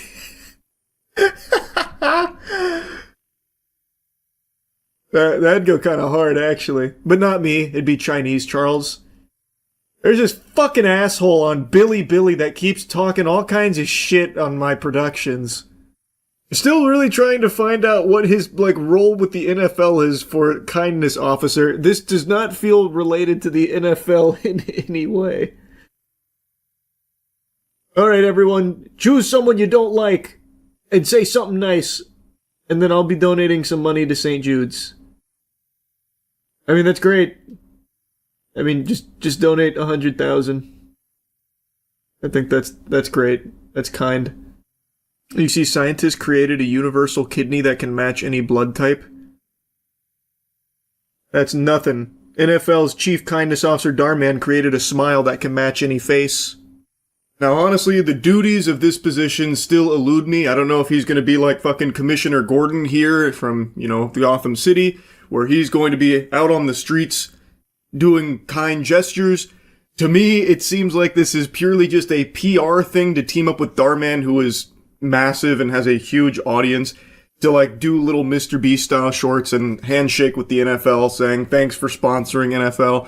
It doesn't seem like this is a genuine thing to try and spread positivity or kindness. It seems like it's more just marketing mumbo jumbo here with Darman's face on it.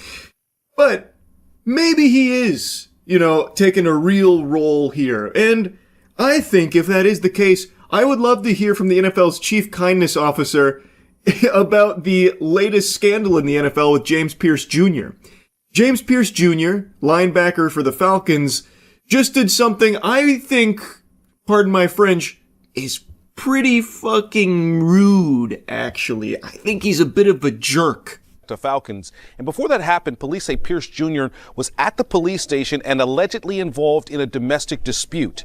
This video that you see here shows the first round pick of 2025 being brought to the ground by several police officers. Doral Police tonight telling us they first heard reports of Pierce Jr. and his girlfriend, WNBA star Rickea Jackson, having an argument at the police station. Investigators say Pierce left in his car, then crashed near Northwest 103rd Avenue and Northwest 66th Street. Pierce Jr. faces 6 charges tonight, 2 counts of aggravated battery with a deadly weapon, assault on an officer, stalking, fleeing, and misdemeanor resisting arrest. Not good. The Falcons put out a statement saying, "We are aware of an incident involving James Pierce Jr. in Miami. We are in the process of gathering more information and will not have any further comment on an open legal matter at this time."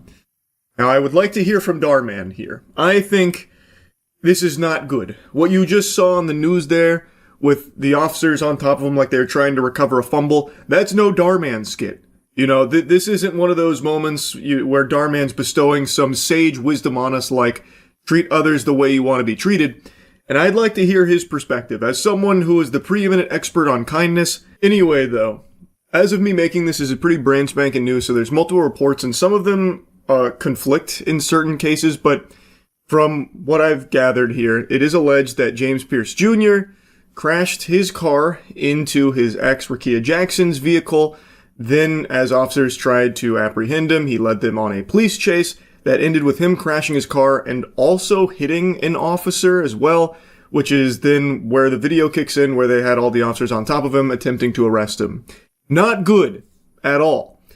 I imagine this is probably the end of his career as a football player and probably the end of his time as a free man for quite a while. Those are some hefty charges, and from what I've been seeing in the reports here, it seems like he was attempting to seriously harm, maybe even kill Rakia Jackson, ramming his car into hers.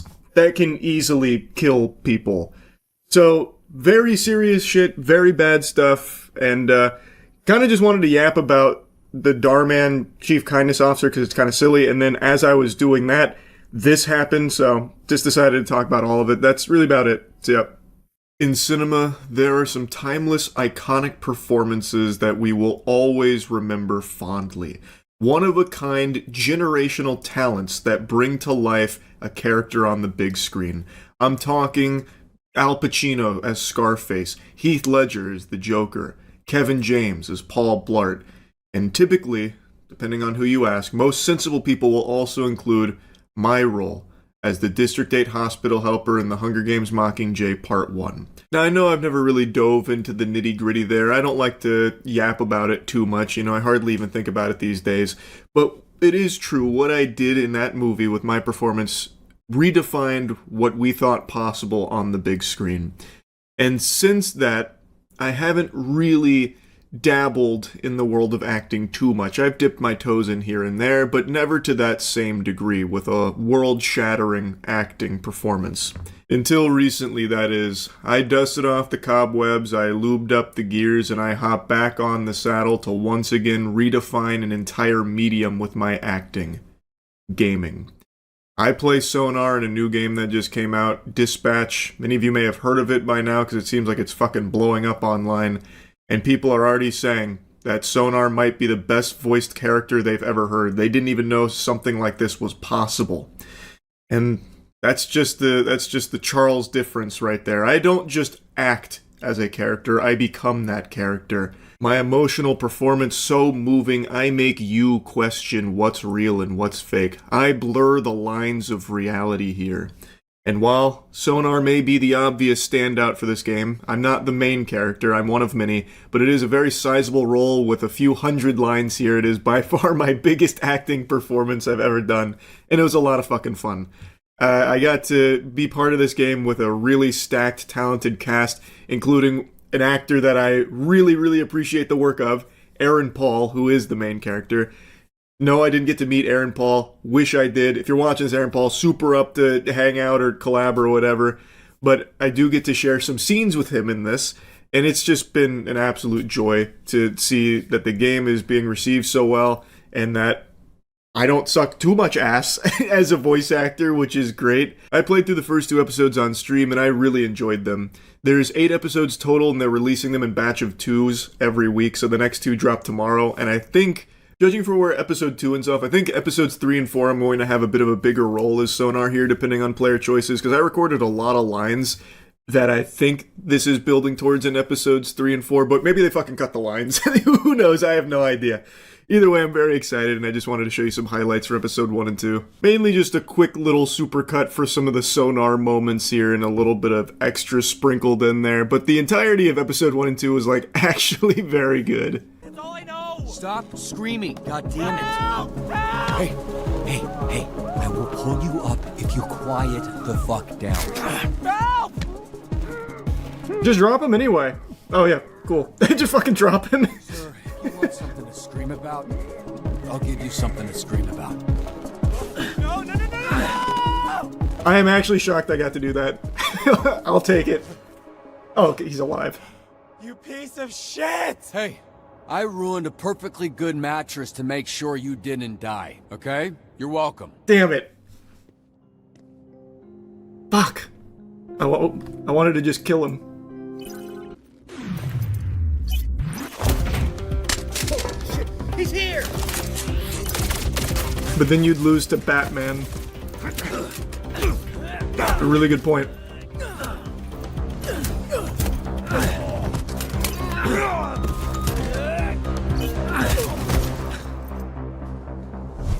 Man, they really crushed the fucking visuals on this, man. Holy. Again, I didn't see, any of this.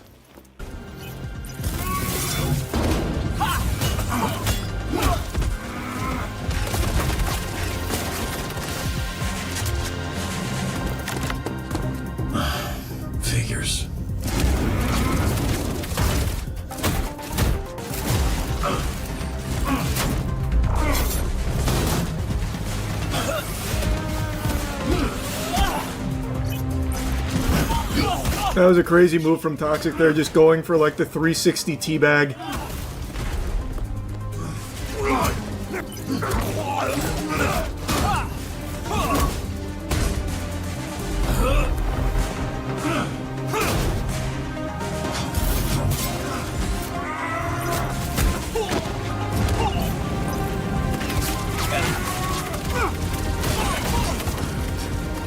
What does failing one of these look like?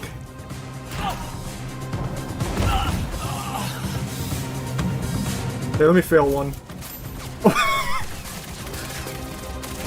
I see. Just interrupted. I froze.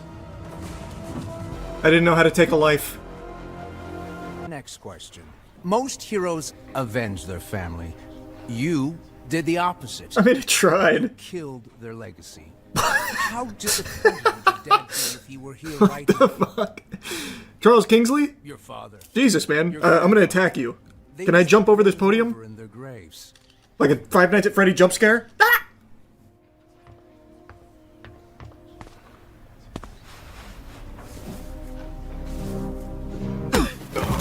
Attaboy. Yeah, let them see. let them all see. Of course, but there's too... Keep loading. We're out of here in 30. And who the fuck are you? Yeah, you. Go fucking hobo ranger? Go Hobo Ranger. That kind of goes ballistic. Mecha Man. You're not Mecha Man. That's Mecha Man. I'm Mecha Man, dipshit, okay? That's my suit. Wow, you're gonna be wishing you had it right now. Whatever the case, I'm enough to deal with a pack of fucking Skittles idiots like you. God damn it. Look, you're hurt. You're not thinking straight. I'm gonna punch with my injured hand. Knows which hand every punch is coming from. Oh, no, it was a bad idea. No, you're right. I should have struck with my good hand. I don't know why I did that. That was stupid. Wait, give me a second to recuperate. Oh, shit. No, wait, guys. Reset. A little buzzed.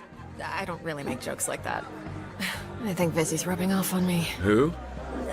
Someone I work with. It's... Yeah, but what about Sonar? What's he like? Can I ask? You don't mind? How fucking cool is that guy, huh? Shit. That is... Damn. Feel good?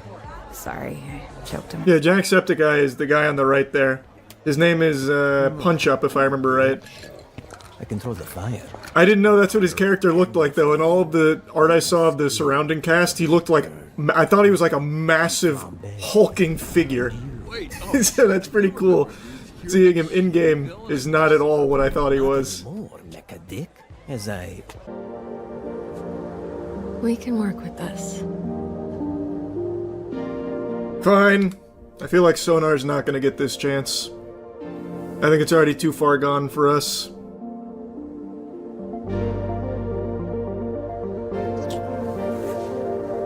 No, this... You fucking creep! Oh, no. Oh my god! I'm so sorry. I totally... You disgusting pervert! I mean, you did.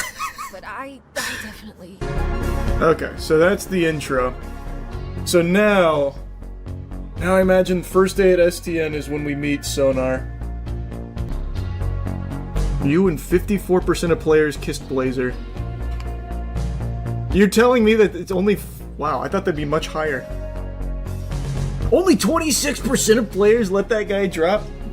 Fucking losers? Heroes, but it's better if you keep your identity a secret. We've had incidents in the past. Here. I remembered you being bigger. Son of a bitch. I was a little drunk. Listen, it's gonna be great. Oh, sorry. Should I turn around? Or what do you... should I close my eyes, maybe? I just don't give a fuck. Just watch me. You've insulted me so many times, I don't care. Oh, yeah, no, it's... You can look at my Hank Hill butt cheeks, I don't give a shit. I mean, don't stare me straight in the eyes or anything, because that would be odd. Yeah, I'll actually... Yeah, I'm just gonna... There. It doesn't look like it, but I am flexing every muscle in my body right now. Really? Okay, well, you didn't have to say it like that. I want to say again, I'm sorry about last night. This fucking guy, I man. regret the way I conducted This is heartbreaking. Are you serious?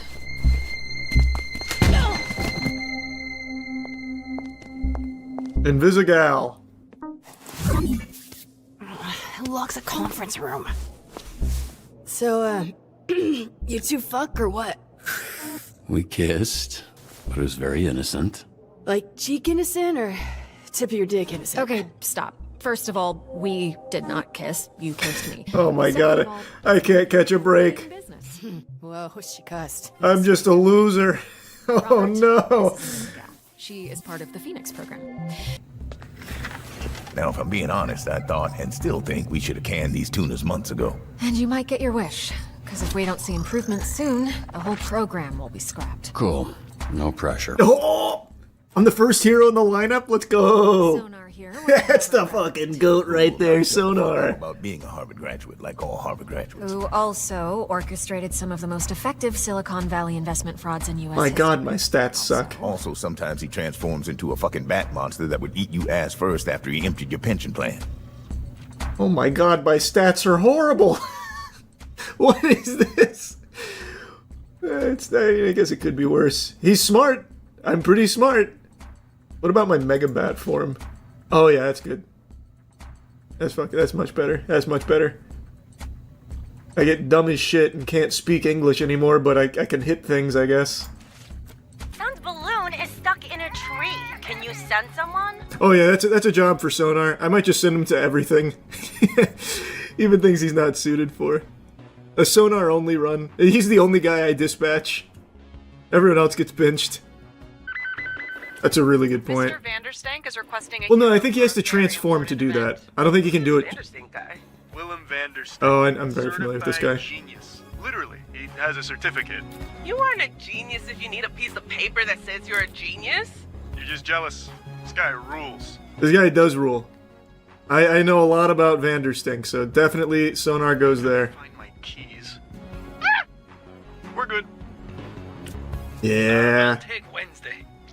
This is going to be a perfect run. What are you guys talking about? I'd send Sonar if he was back. Actually, I can wait. He's on his way back. How'd I do? Yeah, you fucking bet. You sure we don't work on Actually perfect. Literally perfect. I've got the cheat sheet for Sonar. Okay, what's going on with Sonar? Oh, that, yeah. He kind of randomly turns into a monster sometimes. Randomly. We are working on controlling it. Sonar transforms after returning from a call. His intellect swaps with combat and charisma swaps with vigor until next call. Wait, that sounds busted. So wait, if I just like juice up... My god, I'm gonna have... My character might actually be just unbelievably strong. Washed up, drinking alone. Sonar, the homelander of dispatch. Yeah. Just a guy. Hear that, Flambe? You got your ass kicked by just a guy. All of you, shut the fuck up. I feel like I don't need her to get +1 combat. I'm already fucking juiced here. I'm already off my gourd with combat. I feel like that's probably fine. One date. No. Do not ask again. Hot. Don't worry, Sonar gets laid. It's inevitable. No matter what choices you make, he gets pussy. I already recorded all the lines. Oh my god! I'm just gonna say it. Sonar has a 100% in every single mission so far. Easy. Hey, Bobby. Here, William Vanderstink needs a security detail. Is it cool if I go? I've been wanting to pitch him some stuff I've been working on. Yeah, pretty sure that's exactly what he's trying to avoid. You can only choose one solution. Send literally anyone else, or send Sonar security. Are you fucking kidding me? High-ranking Vanderstanker. It would mean a lot. I'm absolutely sending Sonar, but I feel like I should level him up first. Because I think he has an upgrade point, right? Yeah. Oh, I can't, hold on, I can't see because I accidentally... Oh boy, hold on. Did I go Charisma or Intellect? Probably Charisma, right? Since I'm about to pitch him on some shit. We're going going to need you to protect Mr. Vanderstank from the Vanderstanker fan club. That's the dumbest idea I've ever fucking heard. This team needs sonar. Get in there, brother. I recorded so many Vanderstink lines. If I actually fail this, I'm going to be so disappointed somehow. If I somehow fail this, I'm going to be so disappointed. There's no way, though, right? Sure. Go ahead. Thanks, man. You will not regret this. Well, I didn't think I would until you said that. A kid just robbed me. That little shit, I want him behind bars. Alright, that sounds like a flambe mission. No, Malevolous my better one. Ugh, yeah, fine. Well, the best teacher is Fia. How'd we do? How'd we do? The nerves are hitting sonar and he's second-guessing his human meat alternative pitch. How should he approach it? Fuck. I feel like he's got incredible stories. A lot of the stories I told were just fucking improvised things, so I have no idea. Maybe they're bad. Maybe they're not good stories. But, god damn it, did we go on an adventure for those tales. Make it Tell a relatable. story. You know, tell a story. How'd we do? Oh, that was easy. You love the stories. Look how happy we are. God damn it, this bitch is a gusher. Be careful. I got this, Lieutenant Dan. Never mind.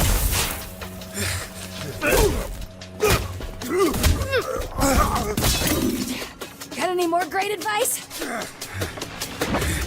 Oh, shit. I didn't even realize it was timed there. Imagine I just get her killed instantly. Shit. I couldn't decide right away.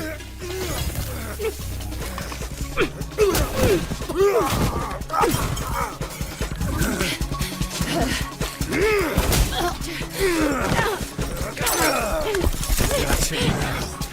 This old bitch.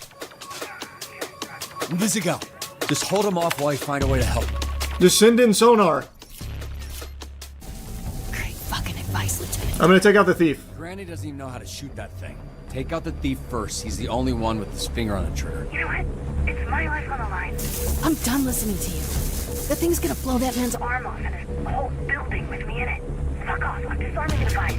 No, Invisigal, that's a direct order. I thought my plan made a lot of sense. Yeah, see, now we just got him shot. Fuck. Invisigal, you there? Come in, Invisigal. Fuck, this guy's heavy.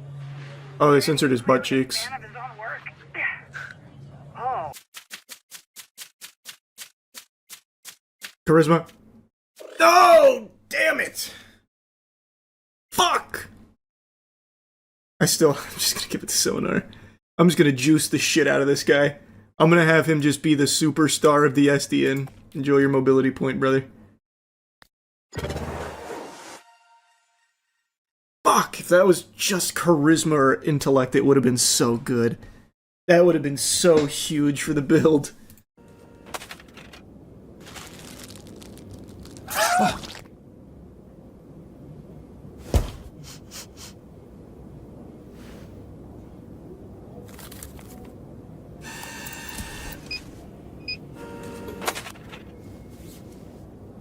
Hey. Ah, shit. What kind of superhero flinches? I didn't say which superhero. Chill out. If you had people trying to kill you for the last 15 years, you'd be jumpy too.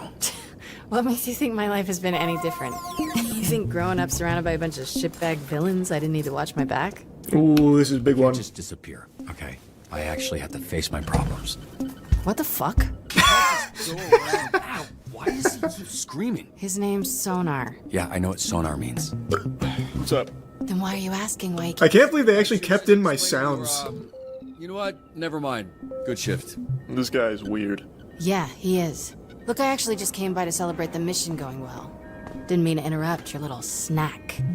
What, do you need a pre-chew like a little baby bird, bitch? You seriously? I kind of ruined our relationship by saying that about the hiding herself, going invisible. You'd think when that guy signed up for SD and they did result in the back of his ball sack getting scorched. Oh, it was his nutsack. First of all, the place was trashed when I got there. Second,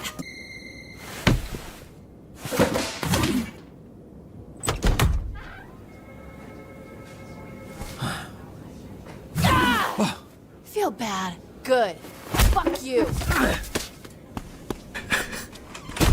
That was a really good prank, actually, opening the door and then coming back for that. You gonna eat those Twinks? That's not what they're... You know what? Help yourself.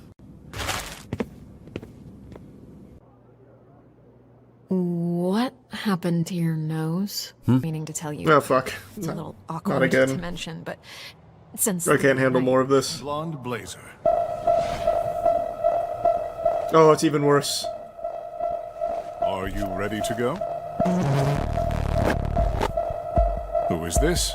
I thought I'd cataloged all of your work companions. Robert, this is my boyfriend, and I'm a man.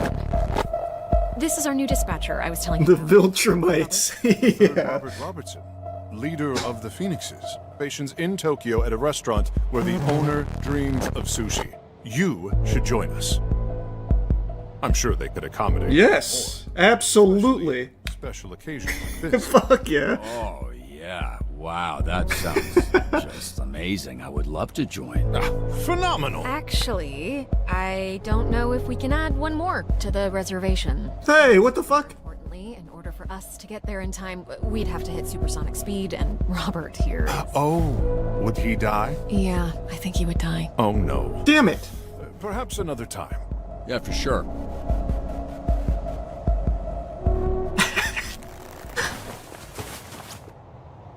You should be with Sonar anyway, by the way, Blonde Blazer. Faster.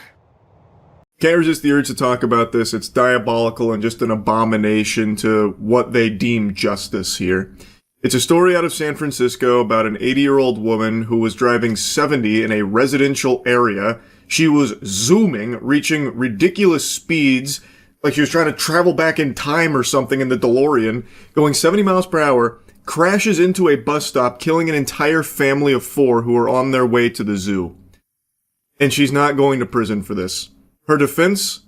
I don't know what happened. Car just took off. And I guess that was enough.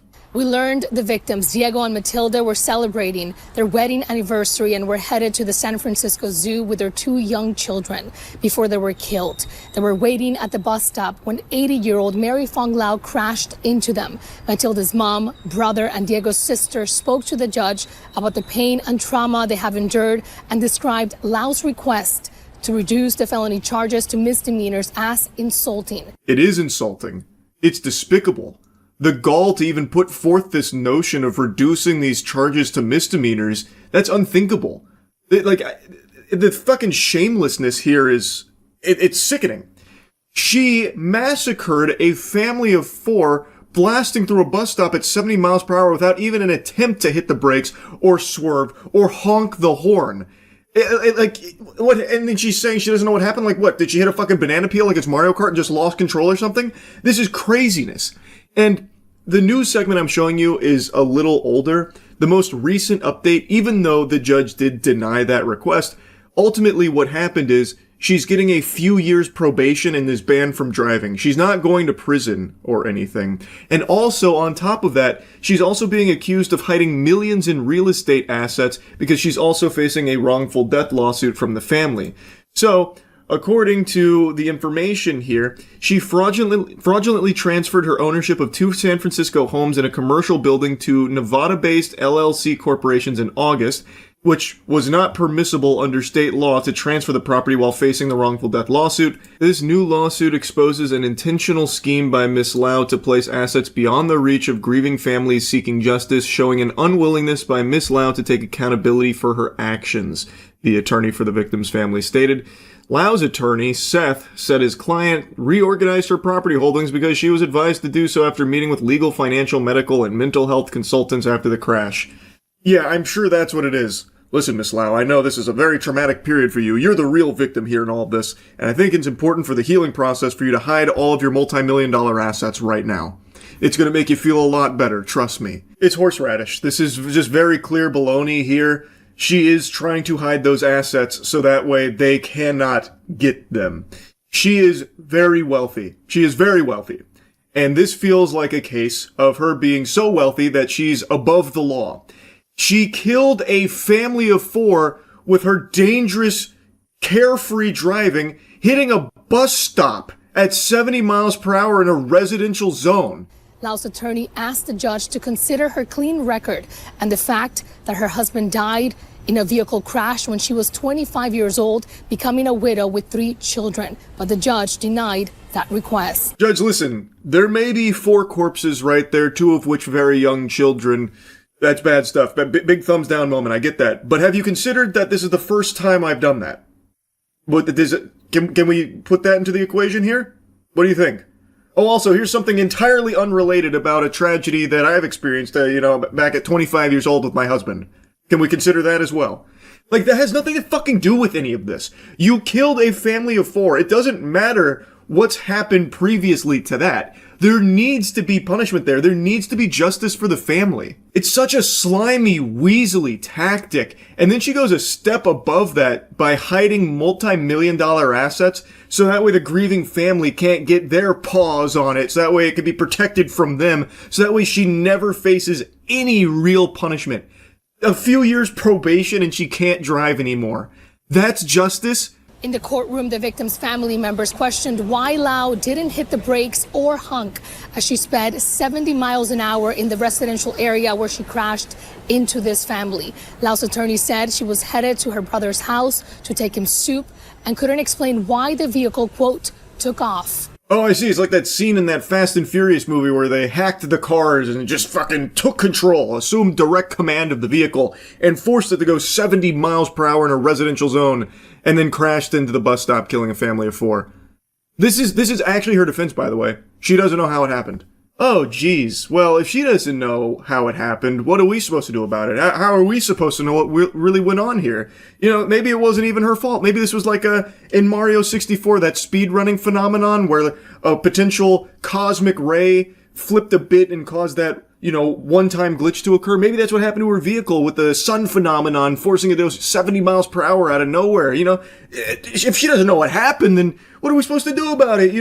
This is such a strong defense. We're powerless here. The real justice is making sure, she gets 3 years probation and the grieving family gets nothing. That if I was putting myself in that place, I would never take this case to trial. I don't think a jury's going to respond to an explanation that I don't know what happened, so I killed 4 people. Huh. It almost sounds silly when you put it that way. The defense of, I don't know what happened, now 4 people are dead. Can I go home now? It's almost like that's fucking stupid. And yet, it's worked. I guess she had enough money where anything would work, so now she just gets off with the tiniest slap on the wrist imaginable. The Superior Court judge in the case indicated Lau will likely get probation and no prison time after factoring in her age, remorse, and lack of criminal history. The judge said she would likely serve 2 to 3 years probation and be banned from driving. James, the attorney of the victim's relatives, said they were appalled at this development in the crash where a single family, including 2 children ages 2 and under, were killed, saying, a no-contest plea avoids the moral accountability that this case demands.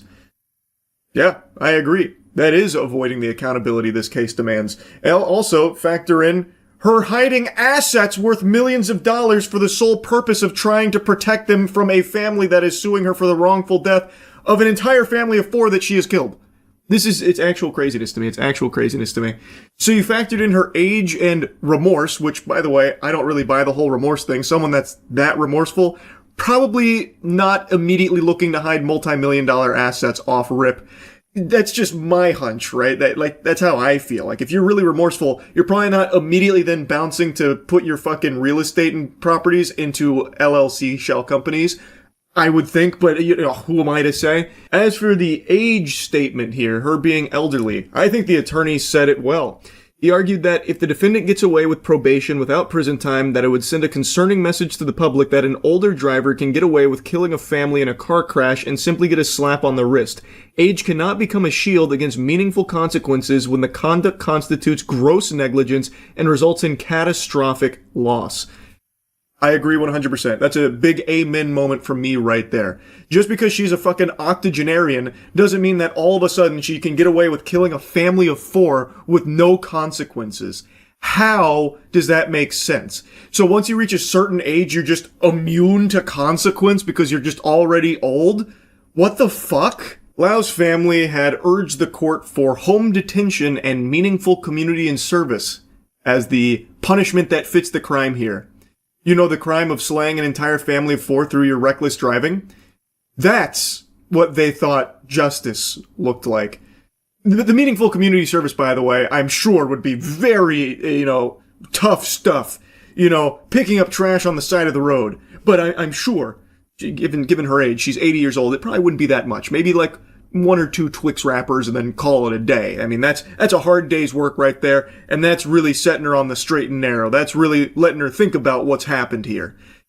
It's just insanity. It's actual insanity. She killed an entire family of 4. She has no real defense of it. It was reckless driving, going 70 miles per hour in a residential zone, hitting a bus stop with not even an attempt to brake or avoid it, or even honk, which says to me that she was truly not paying any attention at all. She was extremely zoned out, maybe on her phone, maybe preoccupied with something else, I don't know. But it is reckless driving, and it led to the death of an entire family.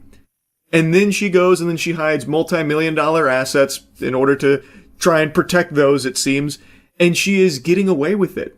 No real consequence. How is that justice? It's fucking absurd, man. It's insanity.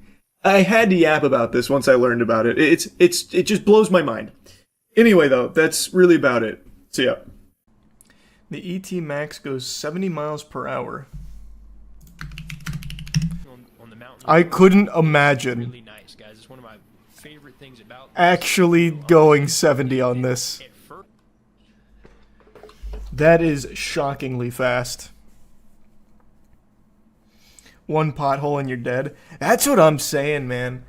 I could never, ever ride an electric unicycle or a motorcycle, for that matter. No matter how good of a driver you are either, it just takes one bad driver you have no control over and you're just insta-dead. It's just life on ultra nightmare mode. I couldn't do it. There has to be, there's no way. It's gotta have something to prevent you from just eating shit on like a rock. I've never seen anyone on the road with these. Are they, so they're street legal, they have to be, right? Considering the cops aren't just blasting him. Like, I think this would be super fun to ride on like a closed circuit. An isolated spot. On a public road, that's fucking madness. They actually have races for EUCs. Let me see. I bet crashes in these are devastating. Mario Chacon followed closely behind. Here we go, here we go. Darnell behind him. Oh shit! Oh my god. Ouch. Oof. Help. Is the other guy alive? Man fucking shattered his hip and they're just leaving his corpse there. Hell yeah, new stuff to bet on. Oh, this could be the next big wave. Electric unicycle betting.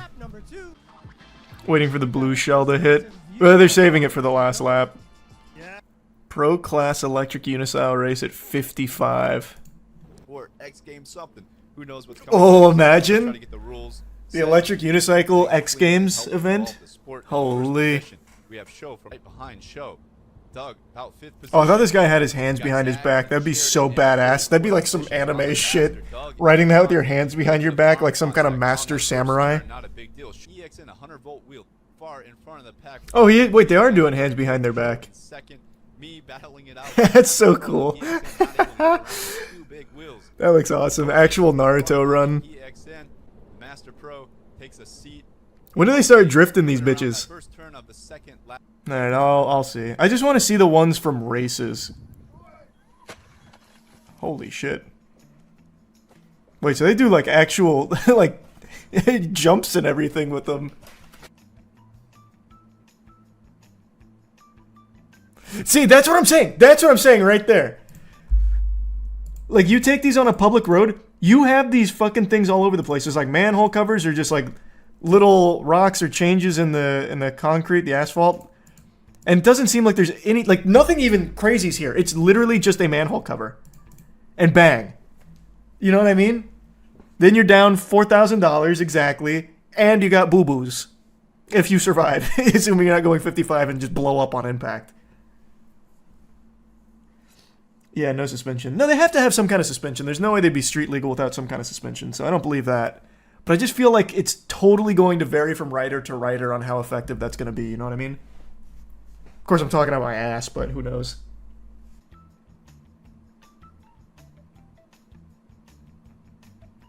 You see, like, that cannot be... Like, that cannot be, like, safe, right? Like, look at, that's not even a pothole. That's like the tiniest discrepancy in the elevation there. It drops just so slightly, like a centimeter, it looks like. And then it immediately gives him, like, the wobbles. That's a non-suspension wheel, so those are death traps. Oh, so, like, this particular one? Yeah, because that's, like, nothing. Like, you'd walk over this with your actual bare feet and wouldn't even know. But this, it's like hitting a landmine.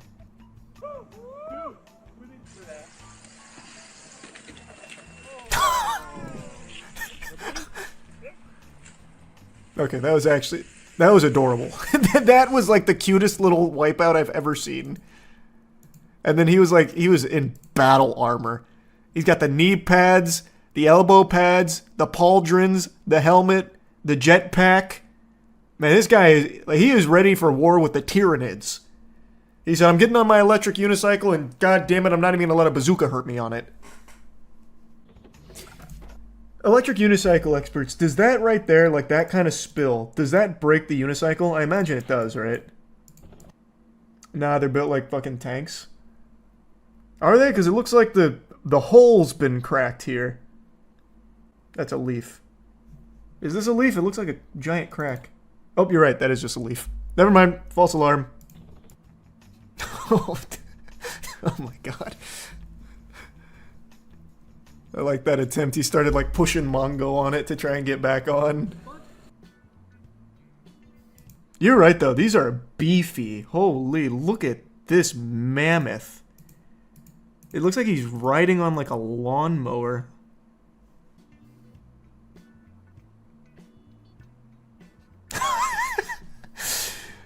Oh shit!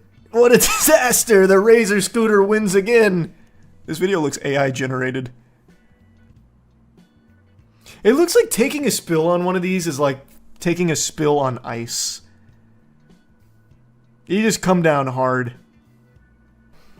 I'd ride one, but again, I wouldn't ride it in like an actual street. I'd ride it like on a... I'd probably be more inclined to ride it on like a trail or something. And I certainly wouldn't be going like 50. That's... There's not many tricks you can do with it though, is there? I'm trying to think. Because you have to keep your legs on it.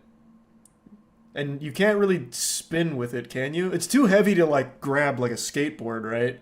So you're not going to be doing like any fucking 360s, I don't think. Well, I guess you could kind of... No, you couldn't even really do that, could you? Could you... How electric unicycle freestylers, how easy would it be to do like some 360s and all that? Available PEV that can do it. And since you encounter curbs probably every day when you're riding your EUC, let me tell you how to do it. Before clearing looks like you give it like a little ollie. Is below 5 km the curb by itself. That's cool. And the more you jump before the curb, jumping. There are basically two methods to... Oh, so you can ollie with it. Around with the wheel. One bit with your toes as well. To get Let's see a spinaroo. You spinning as well. I just call Oh, okay. Wait a minute. And you can make them in several ways. You can... Nice. That's cool. So there's a freestyle community that's brewing. They're cooking a little bit. Look up a video called EUC Freestyle Blind Spin. Okay. Okay, yeah, you guys have already got your Rodney Mullen. I can already tell. You don't need me here. This guy's got it. Oh! I did not expect that transition there. That's cool. That must feel amazing.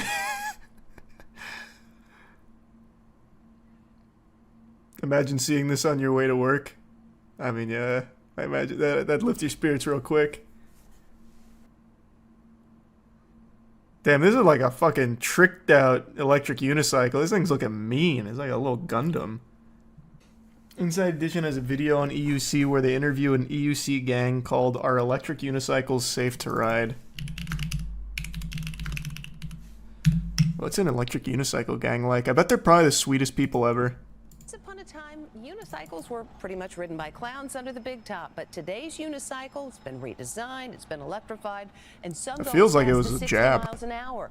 They can be a lot of fun. But that hasn't stopped these guys who call themselves the Unicide Squad. These unicyclists call That's so themselves good. True to One. And our Lisa Guerrero was there when I they love took that. over Times Square. Their leader Whipping in and out of traffic, around cars. Couldn't somebody have gotten hurt today? That is entirely possible, and really, if you're seeing a unicycle guy in the street, chances are he's highly skilled. What about the not so That I don't know much about that guy, but that's such a good answer. If I was part of the unicycle gang, I would 100% be doing that too. Like, listen, we're a group of great guys, but if you see us in the street, just know we can kill you with our bare hands. We're just saying, we wouldn't want to do that. Push comes to shove, true to one, we're breaking your neck. You know what I mean? Like, I'd start spreading the myth. Like this, because how do you stop it? Well, really, stopping. You can't stop us. You can only hope to contain simple. us. It is a skill, and how we can stop through traffic on their unicycles. I will say, if I lived in New York, I would probably use this as well. This actually does seem efficient. Maybe not this. Maybe I would just get like a normal e-bike, to be honest. This I'd probably actually die on pretty much day one. But I think there is an argument to be made that this is pretty helpful in New York. A scooter would make more sense. Yeah, that's what I'm saying. I'm probably doing e-bike, to be honest. But I see the reason why you'd use these in a place like New York. For riding a unicycle in New York City is a $100 fine, but the guys we spoke with say they've never gotten one. Yeah, because the police are afraid of them. Unicide Squad and True to One, they run that city. Gotham is theirs. I think the police are gonna fucking give them a fine. Get out of town. Cops can't even catch up to them. Unironically, the cops probably could not catch them. In New York. What are the cops gonna do? They can't part the sea like Moses. New York is nothing but bumper-to-bumper traffic for fucking miles. So I saw a headline earlier today and I immediately wrote it off as just being a joke. I assumed that it came from like Ballsack Sports or something, that they just sacked me, you know, and I wasn't going to fall for it. It was GameStop attempting to buy eBay. So I saw that earlier, I was like, fiddlesticks. Not clicking on that, not falling for that baloney. But now, I've seen that it's actually real. Apparently GameStop is tinkering around with the notion of making an offer to buy eBay. GameStop, yeah, that GameStop that you probably haven't stepped foot in fucking 10 years, covered in cobwebs and Funko Pops. That GameStop, that entity, is looking to try and make an offer to buy eBay. And just looking at the cold hard numbers here, eBay is over 4 times larger than GameStop. eBay could literally little bro GameStop, just putting their hand on their forehead as they do this. Like, it's not even close. It's like a very interesting notion here. And I understand the way that businesses can be structured and the way that these kind of offers can be made is a little bit different. So sometimes smaller entities can make offers to purchase larger ones. Usually that incurs some level of debt and a heavy load bearing, but like there are wacky ways of working it. But I don't see why you'd ever do that. Like if eBay's fielding those kind of offers seriously, man, I'll fucking throw my hat in there. I'll give them $20 or something, I guess. Like I'll start playing around with it. Like this is GameStop trying to buy eBay is like if my local fucking record store decided, you know what? We'll throw a hat in the ring as well. It's just so odd. But the more I look into it, the more I see that they are serious about this, at least based on what's reported at the moment. Now, their CEO, Ryan Cohen, aka the Crusader of Cringe, he has a genius idea to try and increase GameStop's market value more than tenfold by trying to sweep in here and really butter them up and buy them out. Shares of eBay have a market cap of about $46 billion and actually soared 14% in extended trading after all this. GameStop gained 4% and they have a market value of nearly $12 billion. eBay fucking mogs GameStop. It's not even close. They Gangnam Style on that ass. And GameStop is just a joke of a company. They are literally only around because they had the meme stock pump, the legendary, biblical, historic GME meme stock pump. Hats off to deep fucking value there, because otherwise they would already be buried in the dirt. And no one goes to GameStop except for TCG product now because all of these fucking parasitic scalpers, these brain-rotted fucking worms, infiltrate everything like a plague that even smells like there might be Pokemon there. So GameStop does get some people in the door for that. But outside of it, they haven't been able to actually do anything to save the business. No one's buying games there. They get terrible deals when it comes to trade-ins and shit. Basically, everything a business could do, GameStop does poorly, so most people don't shop there, and they haven't for a very long time. They've tried to just diarrhea blast everything into GameStop to try and get people through the door.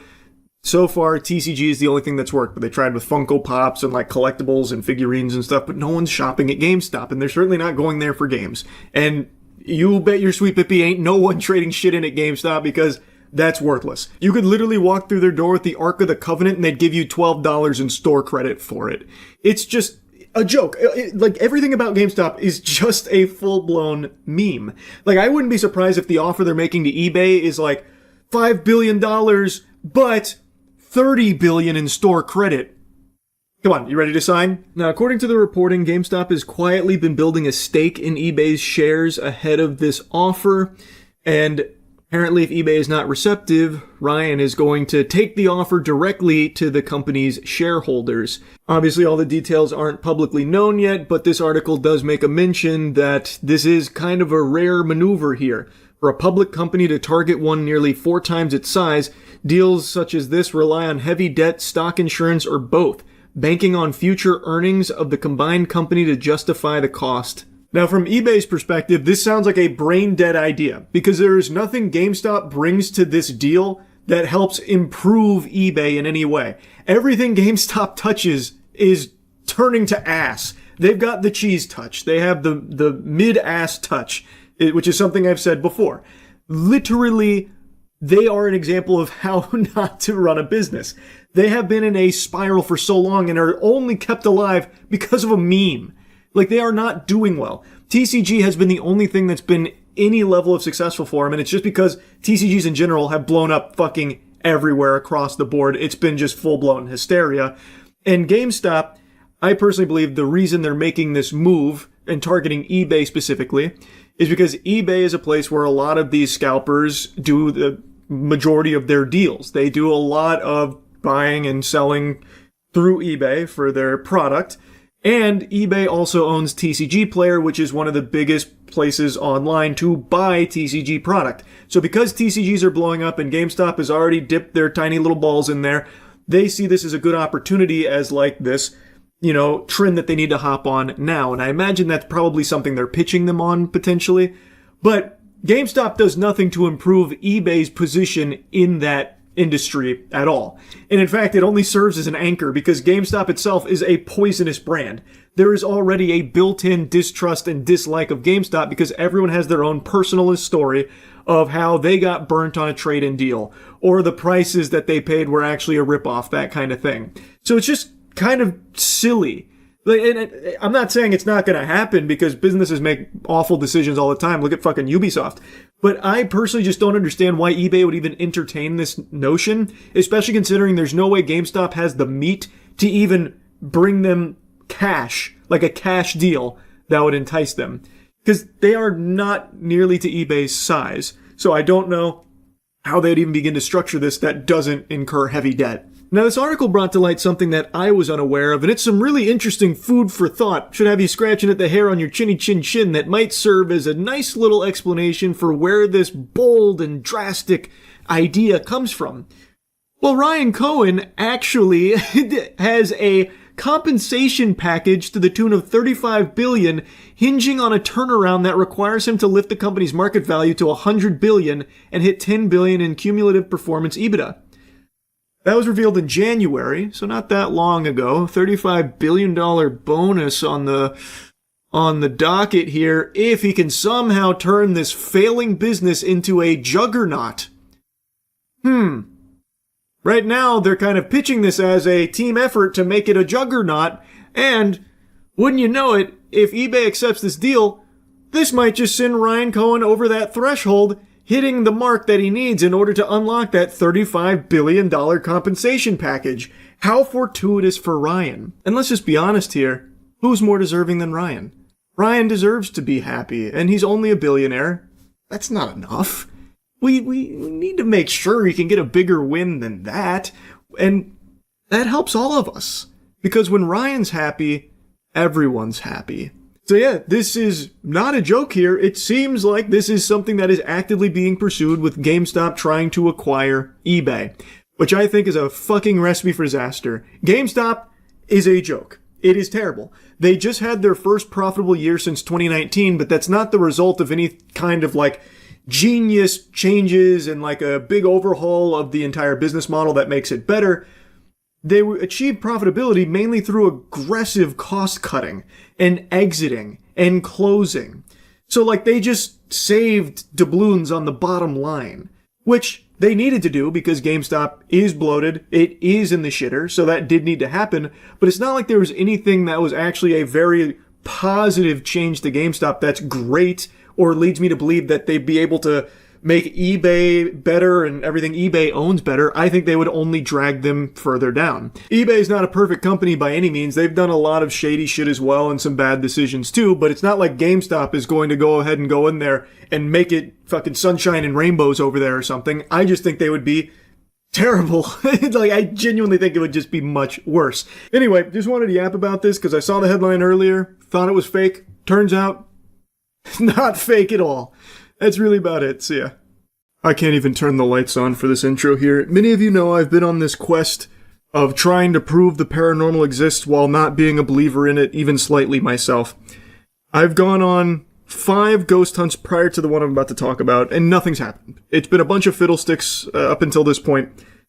But the one we just went on at the Tampa Theater, I don't even know how to describe it. It transcends what I thought possible, and I've been racking my brain trying to come up with rational explanations for what we experienced, but just nothing is coming to mind.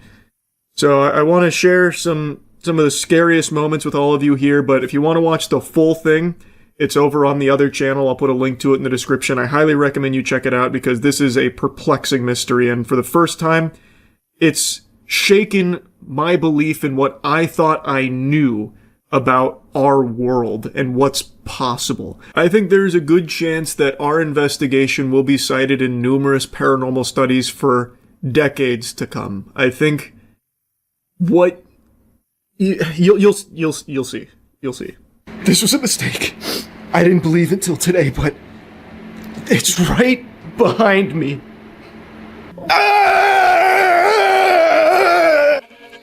How's it going? I had to get the fuck out. That was... I'm not light as a feather right now. I'm not moving. But there's something going on here. There's something fishy. You guys ever wonder why darkness scares us? Hello. Can we speak with you today? Bloody Mary! Bloody Mary! Bloody Mary! Good evening, and welcome back to the other channel. In this week's terrifying episode, we stepped back into the historic and haunted parts of Tampa's past. Since our time in Plant Hall a year ago, we had hopes to someday get to explore one of the oldest and most haunted locations in Tampa's heart. Today is that day. The historic Tampa Theater was built in 1925 and opened to the public in 1926. Throughout its almost 100 years of operation, it has become a hub for spirits and wandering souls to take up shop and watch the shows it's put on for almost a century. Hey, it's the Tampa Theater. We're at the Tampa Theater hunting some ghosts. Yeah, we're back. I don't believe in those bitches. And I'm here to prove that I'm wrong for not believing in them. Yep, we want to find the ghosts. So this time we did something we've never done before. Research. Yep, that's we right. talked to experts in the field. We got new tools, new mindsets. That was the big thing. Everybody said it. You got to be positive. We're here respectfully, not to be assholes to the ghosts. And I started that hostility. I didn't. Matt hasn't shared his research with us. I didn't know. Let me tell you, I don't want to spoil too much. The first ghost is over there. We haven't crossed the barrier. That's right. They haven't heard anything. Oh, you're right. We're good. The Dark Souls fog behind. Yeah, the fog walls. Boys, let's find some ghosts. Yeah. All right, Let's ghost hunting time. All right, Ghosts. What we always say: 1, 2, 3. Get him! Is there anyone here with us? Tile. Oh, worth noting, this is the original tile. He died right where Danny's sitting, and apparently in a pool of blood. So that may mean something. Say. Hello, Robert. That would be mean. That's the most I've ever gotten from a spirit. Well, because you got his name. Sorry. And also, that is the new upgraded spirit box. Yeah, this is the Sam and Colby recommended spirit box. So if it doesn't work, Entering. you know who to blame. Ronald, if you are here, please. Robert. Sorry, I can tell from the vibration of Charlie's voice, he's not being respectful. It's not. I'm trying to. Oh, I'm not going to be the first one to go in there. That is actually a very disturbing painting. This dude went in the ladies' bathroom. Ridiculous. I'm not afraid. Well, this is not the ladies' bathroom. This is the ladies' smoking room. Yeah, that's true. Oh, that's right. Mm-hmm. That seems pretty cold. And I'll spoil it, I'm not a believer. Yeah. Tonight I'm a believer. And that's- I'm not normally. So normally I would never say anything about this. When I walked up to place that cat ball by myself up here, I got goosebumps. That's good. Normal me would go, I got goosebumps. Tonight Matt got goosebumps. Oh, she was here. What? She was doing that. I was She picked me up with her mom powers and shook me like a dog. The believing is immediately gone. I'm sorry. With the above ground levels primed for spiritual encounters, the basement was where the most haunted room in the theater could be found. The dressing room.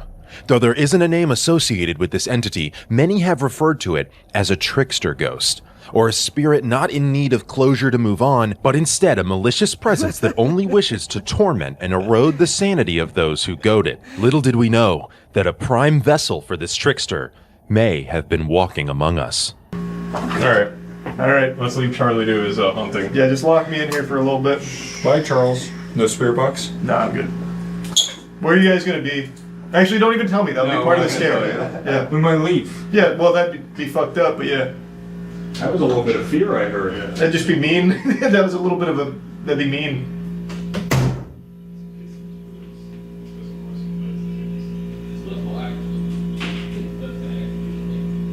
I have no idea where the light switch is here.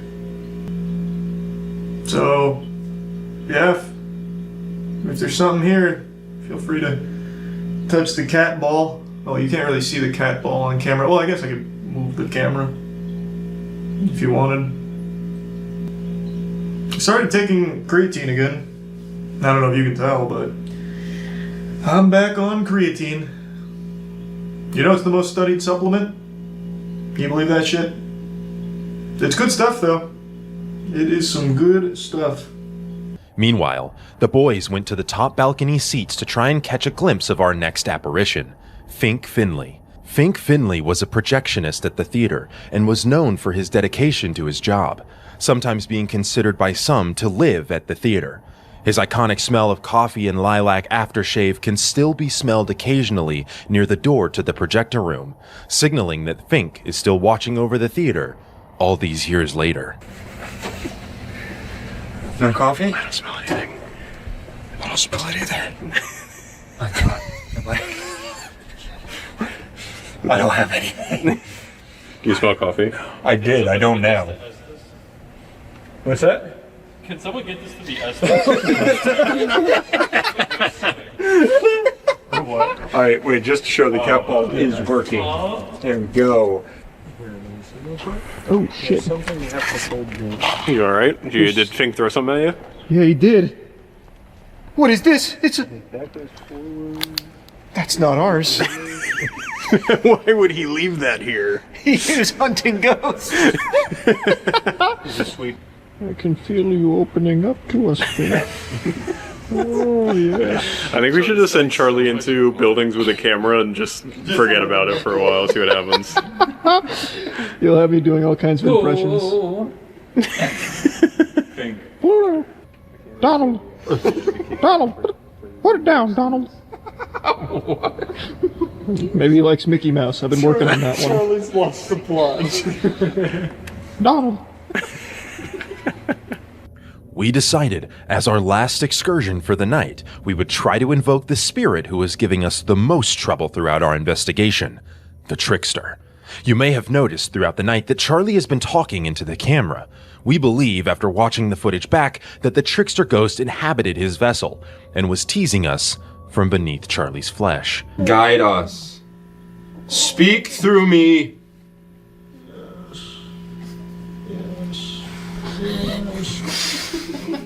The video's gonna be fucking haunting just because Charlie's voice.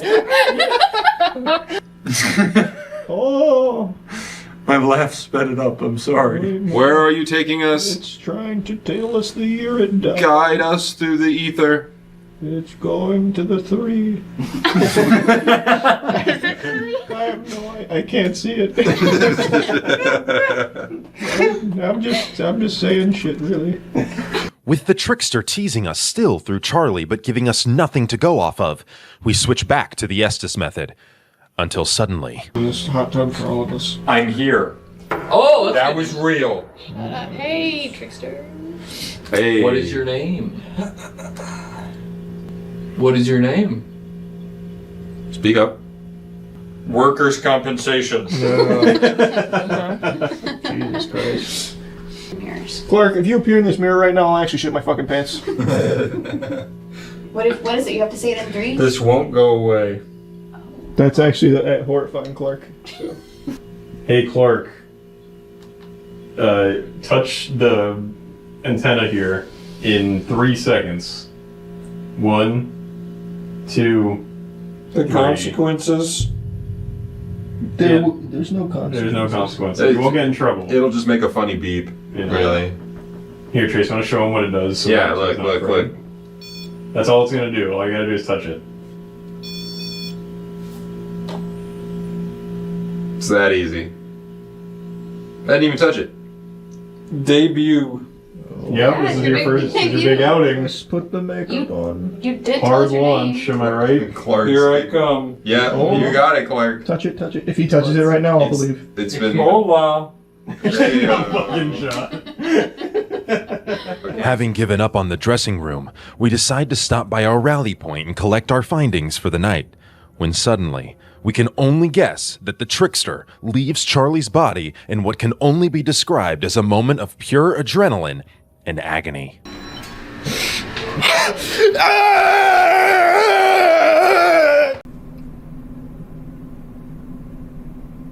Yeah, I know what you're thinking.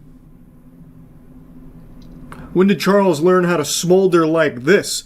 My God, 31-year-old man still stuns the old-fashioned way. Well, it's because today, for some reason, the internet has decided to feed me beauty-related news. Don't know why. Haven't searched up anything. Like, the closest thing I looked up to anything even remotely associated with that topic was, like, melatonin supplements, I guess. But I don't know if melatonin helps you glow or whatever. I don't know how that would build a bridge to beauty-related articles and everything, but whatever. One of them that got served to me I found to be so fascinating that I just have to talk about. Influencer suffers from severe chemical burns after attempting to remove facial parasite. So you can see on the right there, it's still in the process of healing, but it looks as though she briefly peeked into the Ark of the Covenant and singed the lower half of her face off. And it's because she put Nair directly on her face to combat this supposed parasite that she is now named Caroline. It's a really interesting adventure here that I stumbled upon.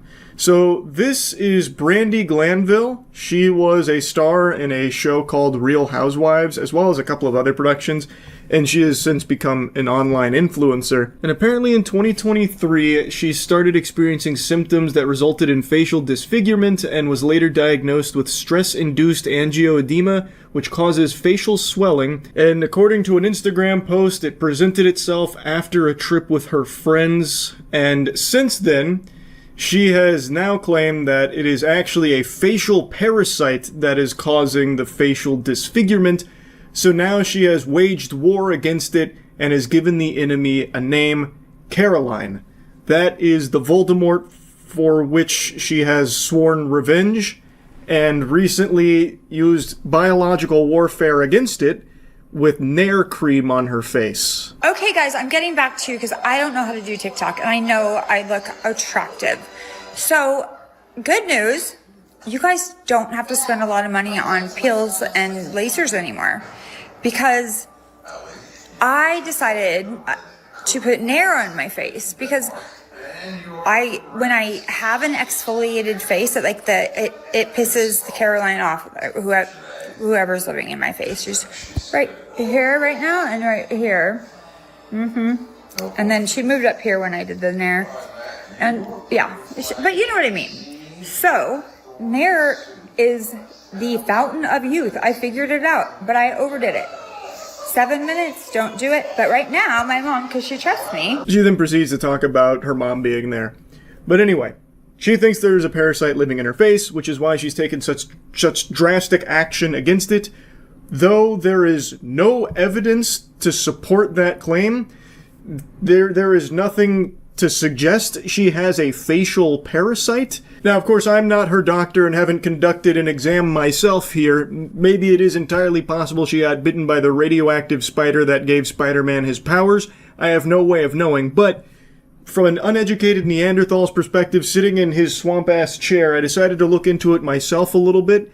And to me, this sounds like delusional parasitosis. Again, this comes from a Cro-Magnon man, but it does sound like a textbook example of this, a condition in which a person has a fixed false belief that they are infected by an organism despite evaluation not showing an infection be present. This refers to things like bugs living under their skin, parasites, worms, mites, that kind of thing, even though there is no doctor-supported evidence of it. So now with this belief in her head, she's going scorched earth on her own face. So she's carpet bombed it with Nair, which has clearly done a lot of damage to it. I don't think it'll be permanent. I imagine it'll probably heal fine. But again, I'm no expert on chemical burns, Nair, or pretty much anything, to be honest. Though I just have to imagine with that whole, nairing your butthole thing, I think the body's pretty resilient when it comes to it. It's just not good to use it on your face and other areas that it's not intended to be used on. I did also see people speculating that this could be Brandy covering up a laser job or an injection gone wrong or something like that. This could all be a false flag operation, and using Nair as the scapegoat here, I tried to attack Caroline with Nair and look what happened. I don't know if I necessarily buy into that conspiracy theory, just judging by the way she talks about it. She is named the parasite, which, yeah, on the surface is kind of quirky, but it also, to me, kind of represents something a little more unhealthy beneath the surface here. She's already, from the sound of things, disregarding the medical diagnoses and instead has self-diagnosed as having a facial parasite. And now, even after the whole Nair debacle here, is claiming that Caroline dodged it and went up to her forehead now, but it made her angry. She's talking about this fucking thing like it's the Demogorgon here. Again, something that there is no evidence to support its existence. I don't think this is her, making a cover story or anything like that. I don't think it's her trolling, especially judging by the description here. Beauty hacks. This is a good one, but do a test patch. I did 7 minutes and I'm on fire. So... Joko. What? So... Oh, that's not a J. So... Ioko. Don't to 7 minutes. It also burned the loose skin off my arms and it's $7. Mix up some aloe vera, cucumber, and black tea, put it in the freezer, put it in the spray bottle, and once it's cold enough, spray all day, because I'm in some pain. Reading it in my head, it didn't clock with me just how messy that description was. Reading it out loud was painful. I was like fucking reading Haunting Adeline out loud. I had a hard time getting through that. It was all over the place. That actually read like unhinged scribblings. But what she is saying here is that she has found Nair, used it, but was too aggressive with it, but still is preaching about Nair as like a good thing to try for like exfoliants in like chemical peels, when it's not a good thing for that at all. But she's even giving a tutorial like, I did 7 minutes, but don't do that. Instead, use aloe, cucumber, black tea, freeze it, and then spray it, and you're good to go. Do not follow that advice. I urge you not to make the same mistake she did of like narrowing all of your sensitive spots. You're gonna not have a good time. I'm gonna tell you right now, you're gonna be singing the blues on it, I bet. But the reason I'm even mentioning the description here is none of this leads me to believe that she's taking the piss. None of this seems like it's her making a joke or something. She is like actively trying to give advice on like using Nair on your face, which is a bad thing to do. I do think this is a case of delusional parasitosis, and when I looked up Brandy Glanville plus Caroline to see like if the name had any meaning, turns out it does. It seems like she named this facial parasite she believes she has after a real person, Caroline Manzo, who filed a lawsuit against Bravo, which was a station where this show was airing, Real Housewives. Caroline filed a lawsuit against Bravo for sexual harassment and assault that she allegedly experienced from her co-star Brandy Glanville. I couldn't believe the depth of the lore here, so I went even deeper into the rabbit hole. I then even checked out bits and pieces of the podcast, and then I also read this article which covered more of the podcast, where Brandy was talking more in depth about it all. She was opening up about how hard her life has been since the allegations from Caroline Manzo were made public. She revealed that she had contemplated suicide during it, also opened up about her facial disfigurement. She maintains her innocence, that she didn't do any of the things that Caroline is claiming, but she apparently lost several jobs, including one lined up in Australia. And she said, and then I lost my looks at the same time. I literally at 51 started OnlyFans because I didn't have income for 6 months and I was like going through my savings. I was making good money and then my face started being crazy. She was apparently using a mask to hide her face, but then the fans over there were asking that she not use the mask. At the time she didn't have a diagnosis. Eventually she did get the diagnosis, but now, fast forward to today, she now believes it's actually all caused by a facial parasite, which she is battling with Nair, giving herself severe chemical burns on her face now to try and fight against the supposed parasite. This was a wild ride. Again, I don't know what I did to make the internet algorithm think that I wanted to be fed beauty influencer related news and articles. Maybe it knows I hit 31 and it thinks that I need to start doing things to take better care of my looks. I have no clue what it's trying to suggest, but I'm kind of happy this one floated across to me because this was one hell of a thing to learn about. Don't put Nair on your face, though. A lesson to all out there. That's really about it. So yeah. Oh yeah, here I wanted to do the coin stuff. I don't know if anyone here knows anything about coins, but if you do, please tell me if any of this is anything. My parents have this big box of coins that they've had for like 100 years, from like my great-grandparents all the way passed down, and I don't know if any of it's anything. Oh. So like super old coins that my grandpappy glued onto like some felt here. A long time ago, like 5 years ago, I went over some of this on stream, and I don't remember if they were worth anything, but my parents really want to sell it, but don't know how. And I don't know shit about coins, so if anyone knows anything about like really old coins from the early 1900s, let me know. They also have more modern shit, but I don't think the modern shit's worth anything. Like, I don't think this is like sought after stuff. But they're cleaning out their things and want to sell it, but don't know where to look. Full sets could be. I don't think so. I like this. No, not this. Yeah, this. This I found online. This is the 1992 Olympic Prestige coin set. This is like $80. So I feel like at most it'd be somewhere in that ballpark for these things, but I genuinely don't know. So this is, if anyone knows anything about coins, let me know. So I can figure out how to sell it for them. 1992 isn't that old for coins. Oh no, that's not old at all. This is just one of the very few things I was able to find listings for. They have all kinds of wacky shit in here. Ugh. Like this. This is my great-grandfather's coin collection, so this is like actual early 1900s, some of them 1800s coins. I think these are mostly like silver dollars. I have no fucking clue where to even go to look for these kind of things. So it's a mix of like grandfather, great-grandfather. My dad never got into collecting coins, so he didn't ever add to it, but there's also like these like silver bars, which I don't know what these are. These I don't think are super old or anything.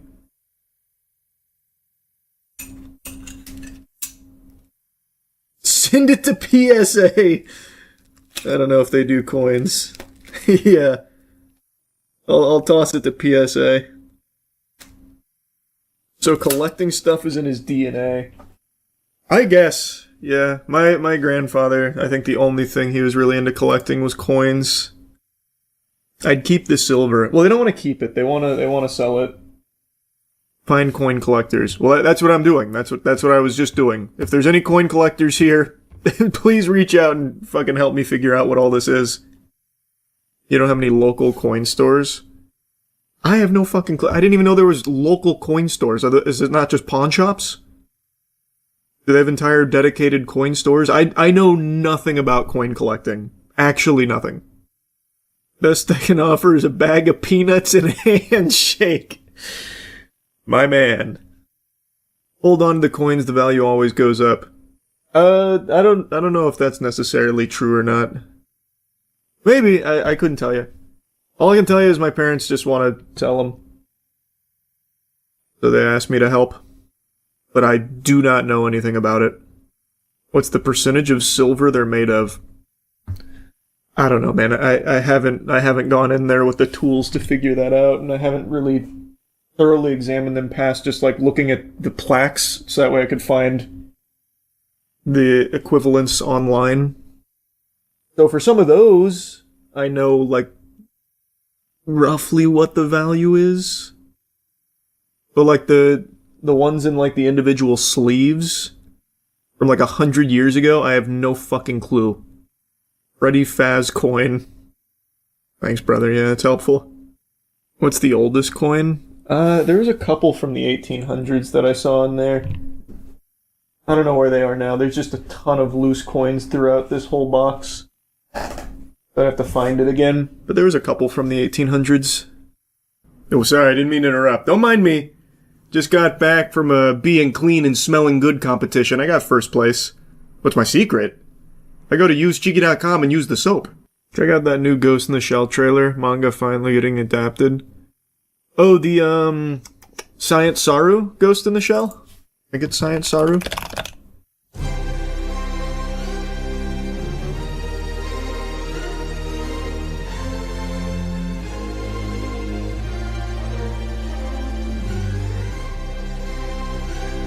Deは教えよ。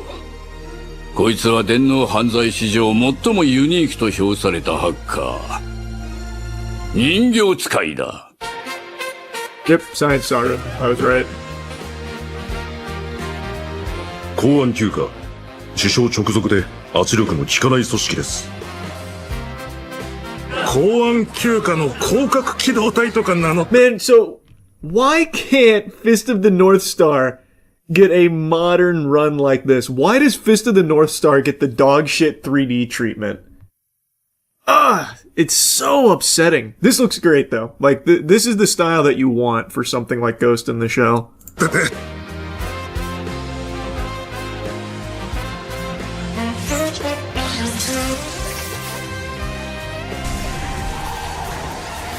心理学者に言わせれば情報過密時代における心の空洞化だとか。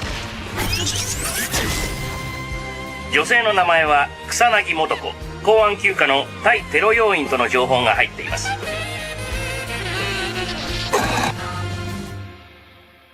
Nice. That's cool. I'm sure that'll be good. The old style is so charming. Couldn't agree more. Yeah, the game trailer for Rewind Dead has really cool gameplay mechanic.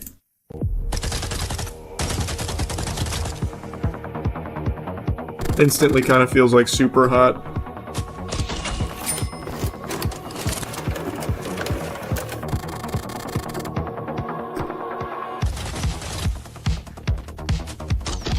That's a cool idea.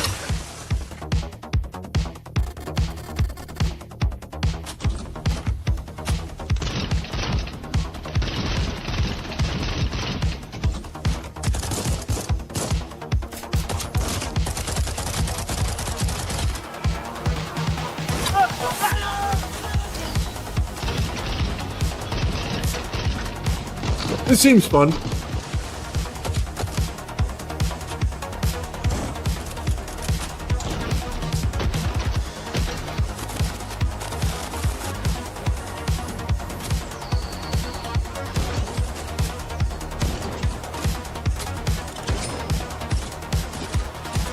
I wonder, can you, prepping for this, just start shooting yourself, like, before you get in there on the rewind? Just throw random shots in a direction and have your previous self kill the current one? Break the fucking space-time continuum? Yeah, that's cool. That is creative, I like that mechanic.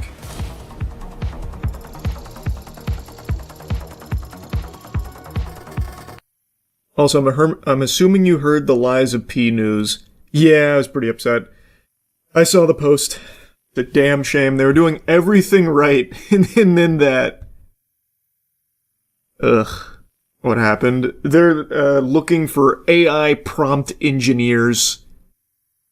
So it looks like Lies of P devs are going pretty hard on the AI for their next game. Which is a damn shame, because Lies of P is one of my favorite Souls-likes. I think Lies of P is so good. Now they're going in the wrong direction. I've been obsessed with that all-in-one console idea. Look up Yoshi's Box. I think it might be possible. Oh yeah, I actually messaged Nick yesterday about it. He thinks it should be no problem. So he's pretty excited about the idea. So I got Nick prototyping it. The time has finally arrived. You've never seen anything like it anywhere on Earth. What's under this cloth is the most powerful gaming system ever. This is some classic YouTube shit. It's 6 times as powerful as any Uggam we've ever attempted to build. Women and children scream in terror at its sheer, unadulterated magnitude. It plays computer games, PlayStation 2 games, Xbox games, GameCube games, Nintendo games, Atari games, the games people play. Whoa. Ladies and gentlemen, the Screensavers presents the pinnacle of video gaming systems. That was a long list.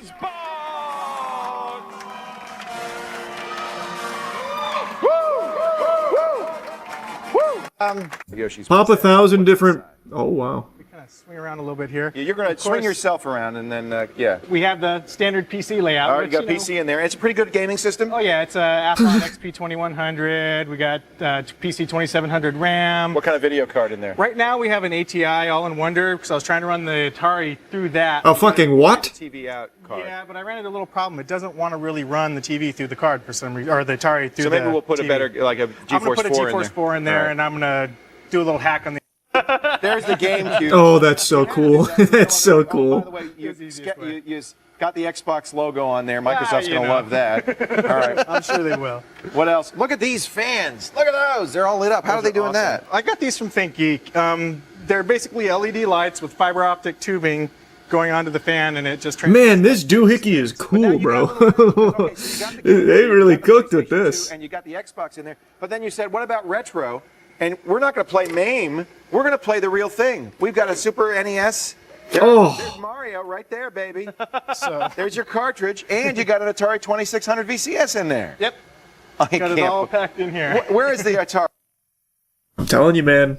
I think we've got a great idea on our hands. It's not something that could ever be like mass produced by any means, but if Nick can crack it and just do every fucking console ever in one giant doodad, oh, I'm gonna be a happy camper.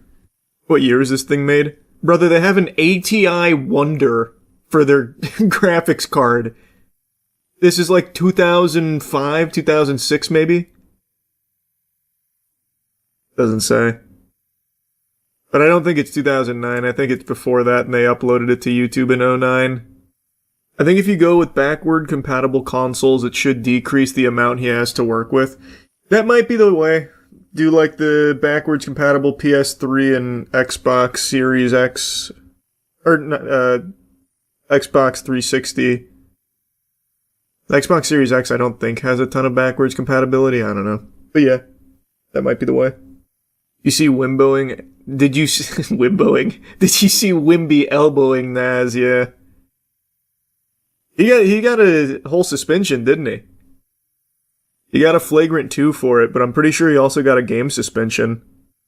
That was a dumb decision, man. No, it was no suspension. I thought I read that he got a game suspension for it. You sure? Pretty sure I saw that this morning. Oh no. As of 2 hours ago, he avoids suspension. So I guess it was just a rumor that he was getting a suspension. It was kind of an accidental elbow hit. Don't think he did it deliberately. Brother, I'm a Wimby fan. That shit was malicious. What do you mean, bro? That wasn't an accident.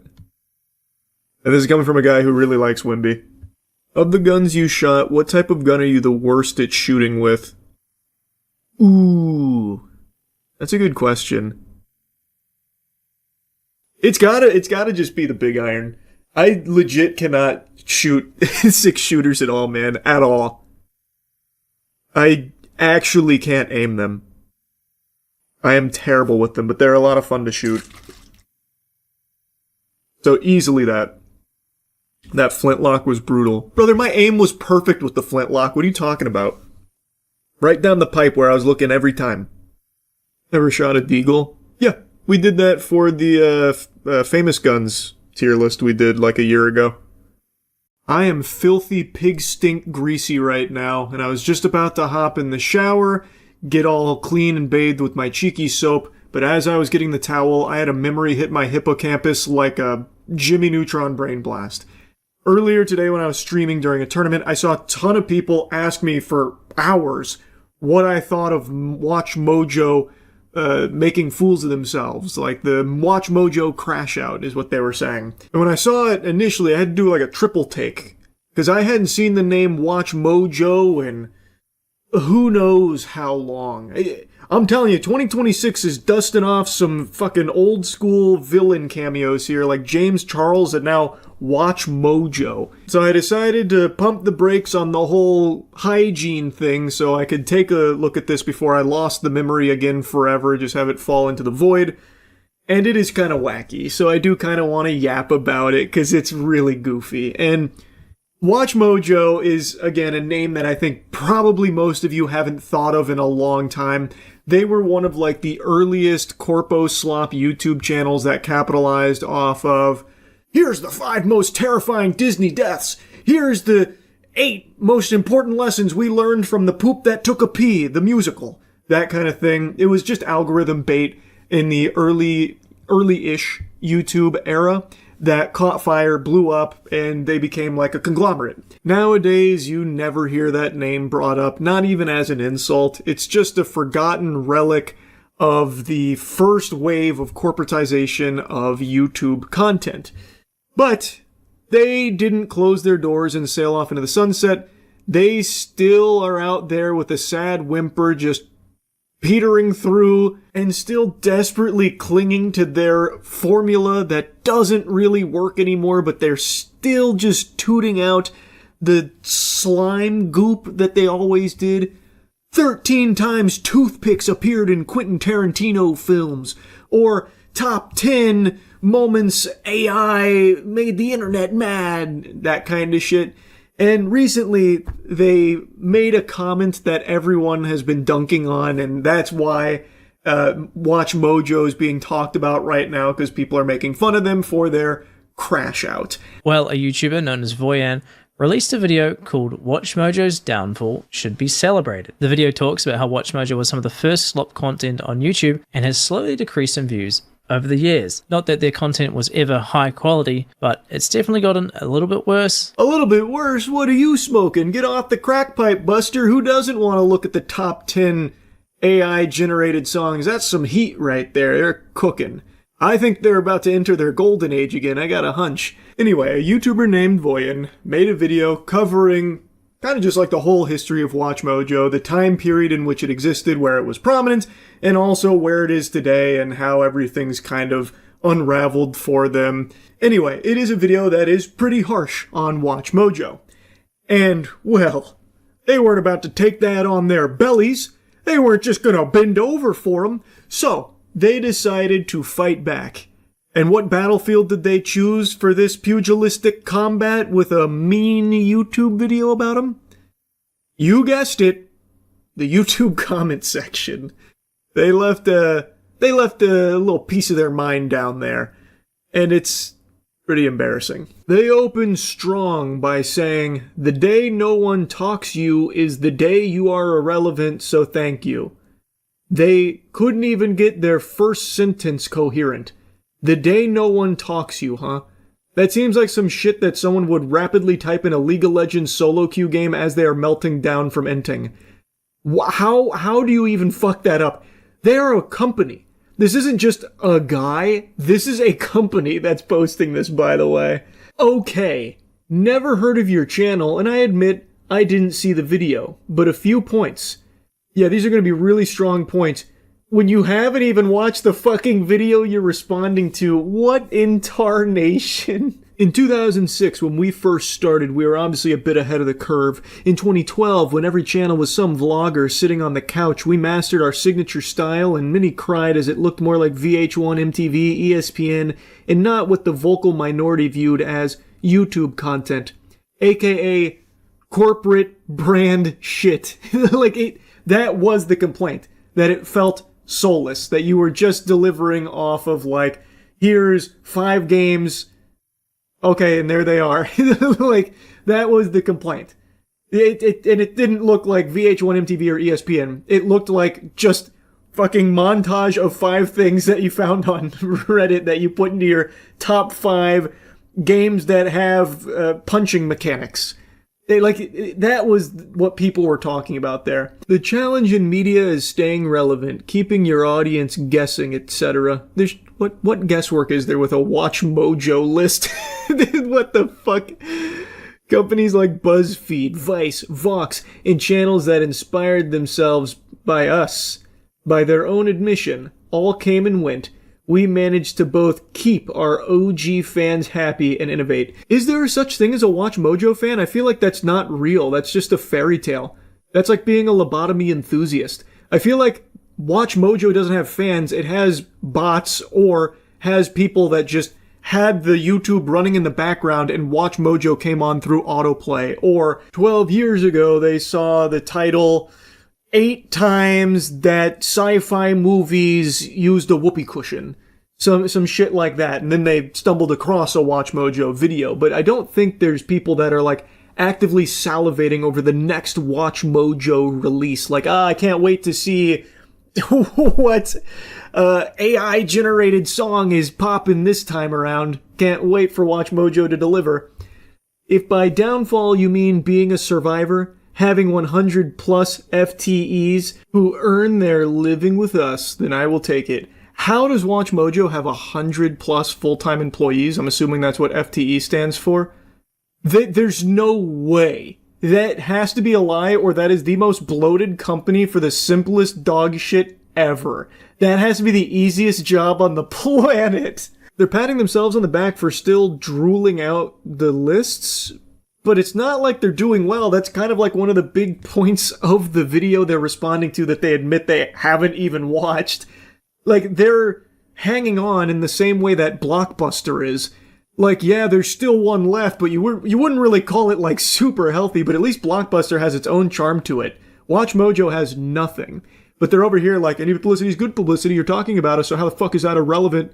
Checkmate. Also, this may be inside baseball, but you are aware that a VOD is YouTube 1.0, and the platform has evolved, right? I could break it down for you, but why bother? Hint, viewers are spending nearly an hour per watch session watching our content.